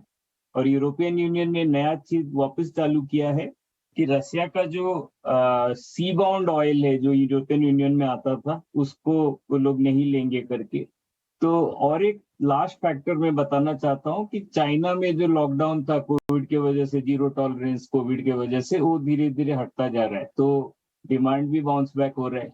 ये सब फैक्टर मिलके ऑयल आपने जैसे बताया $125 का चल रहा है। और इसका अपवर्ड बायस यहाँ से आगे भी दिखता ऐसा नजर आ रहा है। राइट तो इसका जवाब क्या होगा, क्योंकि आप दोनों फोर्सेस को स्टडी करते हैं, डिमांड एंड सप्लाई फोर्सेस दोनों को। ये तो आपने अभी जो अपने पॉइंट्स बताए वो बुलिश आर्ग्यूमेंट है। क्या यहाँ पे ऐसी भी चीजें हो सकती हैं जो डिफ्यूज कर दें सिचुएशन को? वो कौन सी बातें होंगी जो हमें मॉनिटर करनी चाहिए क्लोजली? एक अनुमान ऐसा है कि हालांकि ये बार बार उसको गलत साबित हुआ है कि ये वार बहुत दिन नहीं चल सकता, ये सस्टेनेबल नहीं है। और ये अगर एक सेटलमेंट की ओर जाता है, अभी भी आज देखा होगा पुतिन ने और दोनों साइड ने प्रिजनर्स एक्सचेंज की बात कर रहे हैं। एक ईस्टर्न साइड में रसिया और रेस्ट ऑफ यूक्रेन ये यूएस के ब्लॉक के साथ ऐसा नजर आता हो रहा है। अगर ये खत्म हो जाए, ये एक बातचीत हो रही थी क्रूड और मार्केट्स कैसे रीड कर रहे हैं डेवलपमेंट्स को। देखिए नीचे ई मुद्रा का शेयर प्राइस अब हो गया सेटल 270 के आसपास, इशू प्राइस 256 था। वापस आते हैं, कुछ और ट्रेड्स की बात करते हैं। हमारे सारे पैनलिस्ट चिराग, गौरव, कुश, संतोष सभी हमारे साथ हैं। गौरव आपसे स्टार्ट करूंगा। ऑरो फार्मा लास्ट 3-4 दिन से एक सेंस आ रहा है कि लोग, इनफैक्ट कल नीलकंठ ने भी चिराग आपके पास आता हूं मैं। गौरव का शायद फ्रेम अभी ठीक नहीं है। आनंद यही कह रहे हैं आप? नहीं आप बात करें। हाँ आनंद, गौरव 3-4 दिन से ये बात आ रही है कि अब आपको डिफेंसिव की तरफ थोड़ा टिल्ट होना चाहिए। सन फार्मा, ऑरो फार्मा, जरा बताएं चार्ट्स पे डिफेंसिव की अगर फार्मा की बात करें तो स्ट्रॉन्गेस्ट किधर है? क्योंकि डीवीज में अगर होते तब तो अभी तो मर गए होते अगर स्टॉप लॉस नहीं होता तो। जी बिल्कुल, यहाँ प्ले करना है आप ऑरो कर सकते हैं, क्योंकि यहाँ पे अगर आप आवली चार्ट से अगर देखते हैं तो ऑरो फार्मा में एक छोटा एक रेंज ब्रेकआउट हमको नीचे लेवल से देखने मिल रहा है। तो यहाँ पे अगर ये जो है 540 तक के लेवल अगर होल्ड हो जाते हैं तो एक उछाल जो है आपको 570 के लेवल्स के लिए आपको प्ले करने देखने मिल सकती है। मैं यहाँ पे बॉटम फिशिंग के लिए सलाह नहीं दूंगा। मैं चाहे आप देखिए स्टॉक्स डीवीज में करेक्शन आया, औरों में करेक्शन आया, दूसरे जो स्टॉक्स लुपिन वगैरह में करेक्शन आया, तो बाउंस के लिए प्ले कीजिए। यहाँ पे बॉटमिंग आउट या उसके फिशिंग के लिए मत कीजिए कि नहीं यहाँ पे बहुत करेक्शन आ चुका है तो मैं यहाँ पे बाय कर लूँ, वो मैं सलाह नहीं दूंगा मैं। लेकिन हाँ, एक पार्टिसिपेशन के लिए आप इसको यहाँ पे बाय कर सकते हैं। एक्चुअली अजय, जैसे हम डिस्कस भी कर रहे थे ऑफलाइन कि एक तो वो जो नीलकंठ मिश्रा की रिपोर्ट डिफेंसिव ऐड करें वो एक, दूसरी पी डील किसकी जो बात, पी डील इसकी बहुत दिन से चल रही है, बस हो जानी चाहिए क्योंकि लोग बैठे बैठे अब बहुत ज्यादा। लेकिन मैं बता दूं, मैं फंडामेंटल्स में ये चीपेस्ट स्टॉक हो गया, 10-11 टाइम्स 1 ईयर फॉरवर्ड है। अजय, क्या आपको लगता है फार्मा स्पेस क्योंकि पूरे मई मंथ में परफॉर्म नहीं कर पाया, अब धीरे धीरे स्लो इवेंचुअल इंपैक्ट आता दिखेगा? आई एग्री, जहां पे वर्स्ट फैक्टर्ड इन है और आगे बिजनेस का ट्रिगर ज्यादा खराब नहीं हुआ है, वहां पे फार्मा में डेफिनेटली बेट लेनी चाहिए। मेरे को लगता है कि ये स्टॉक, ये पूरा स्पेस जो है नेक्स्ट 6-8 महीने के लिए काफी इंटरेस्टिंग हो सकता है।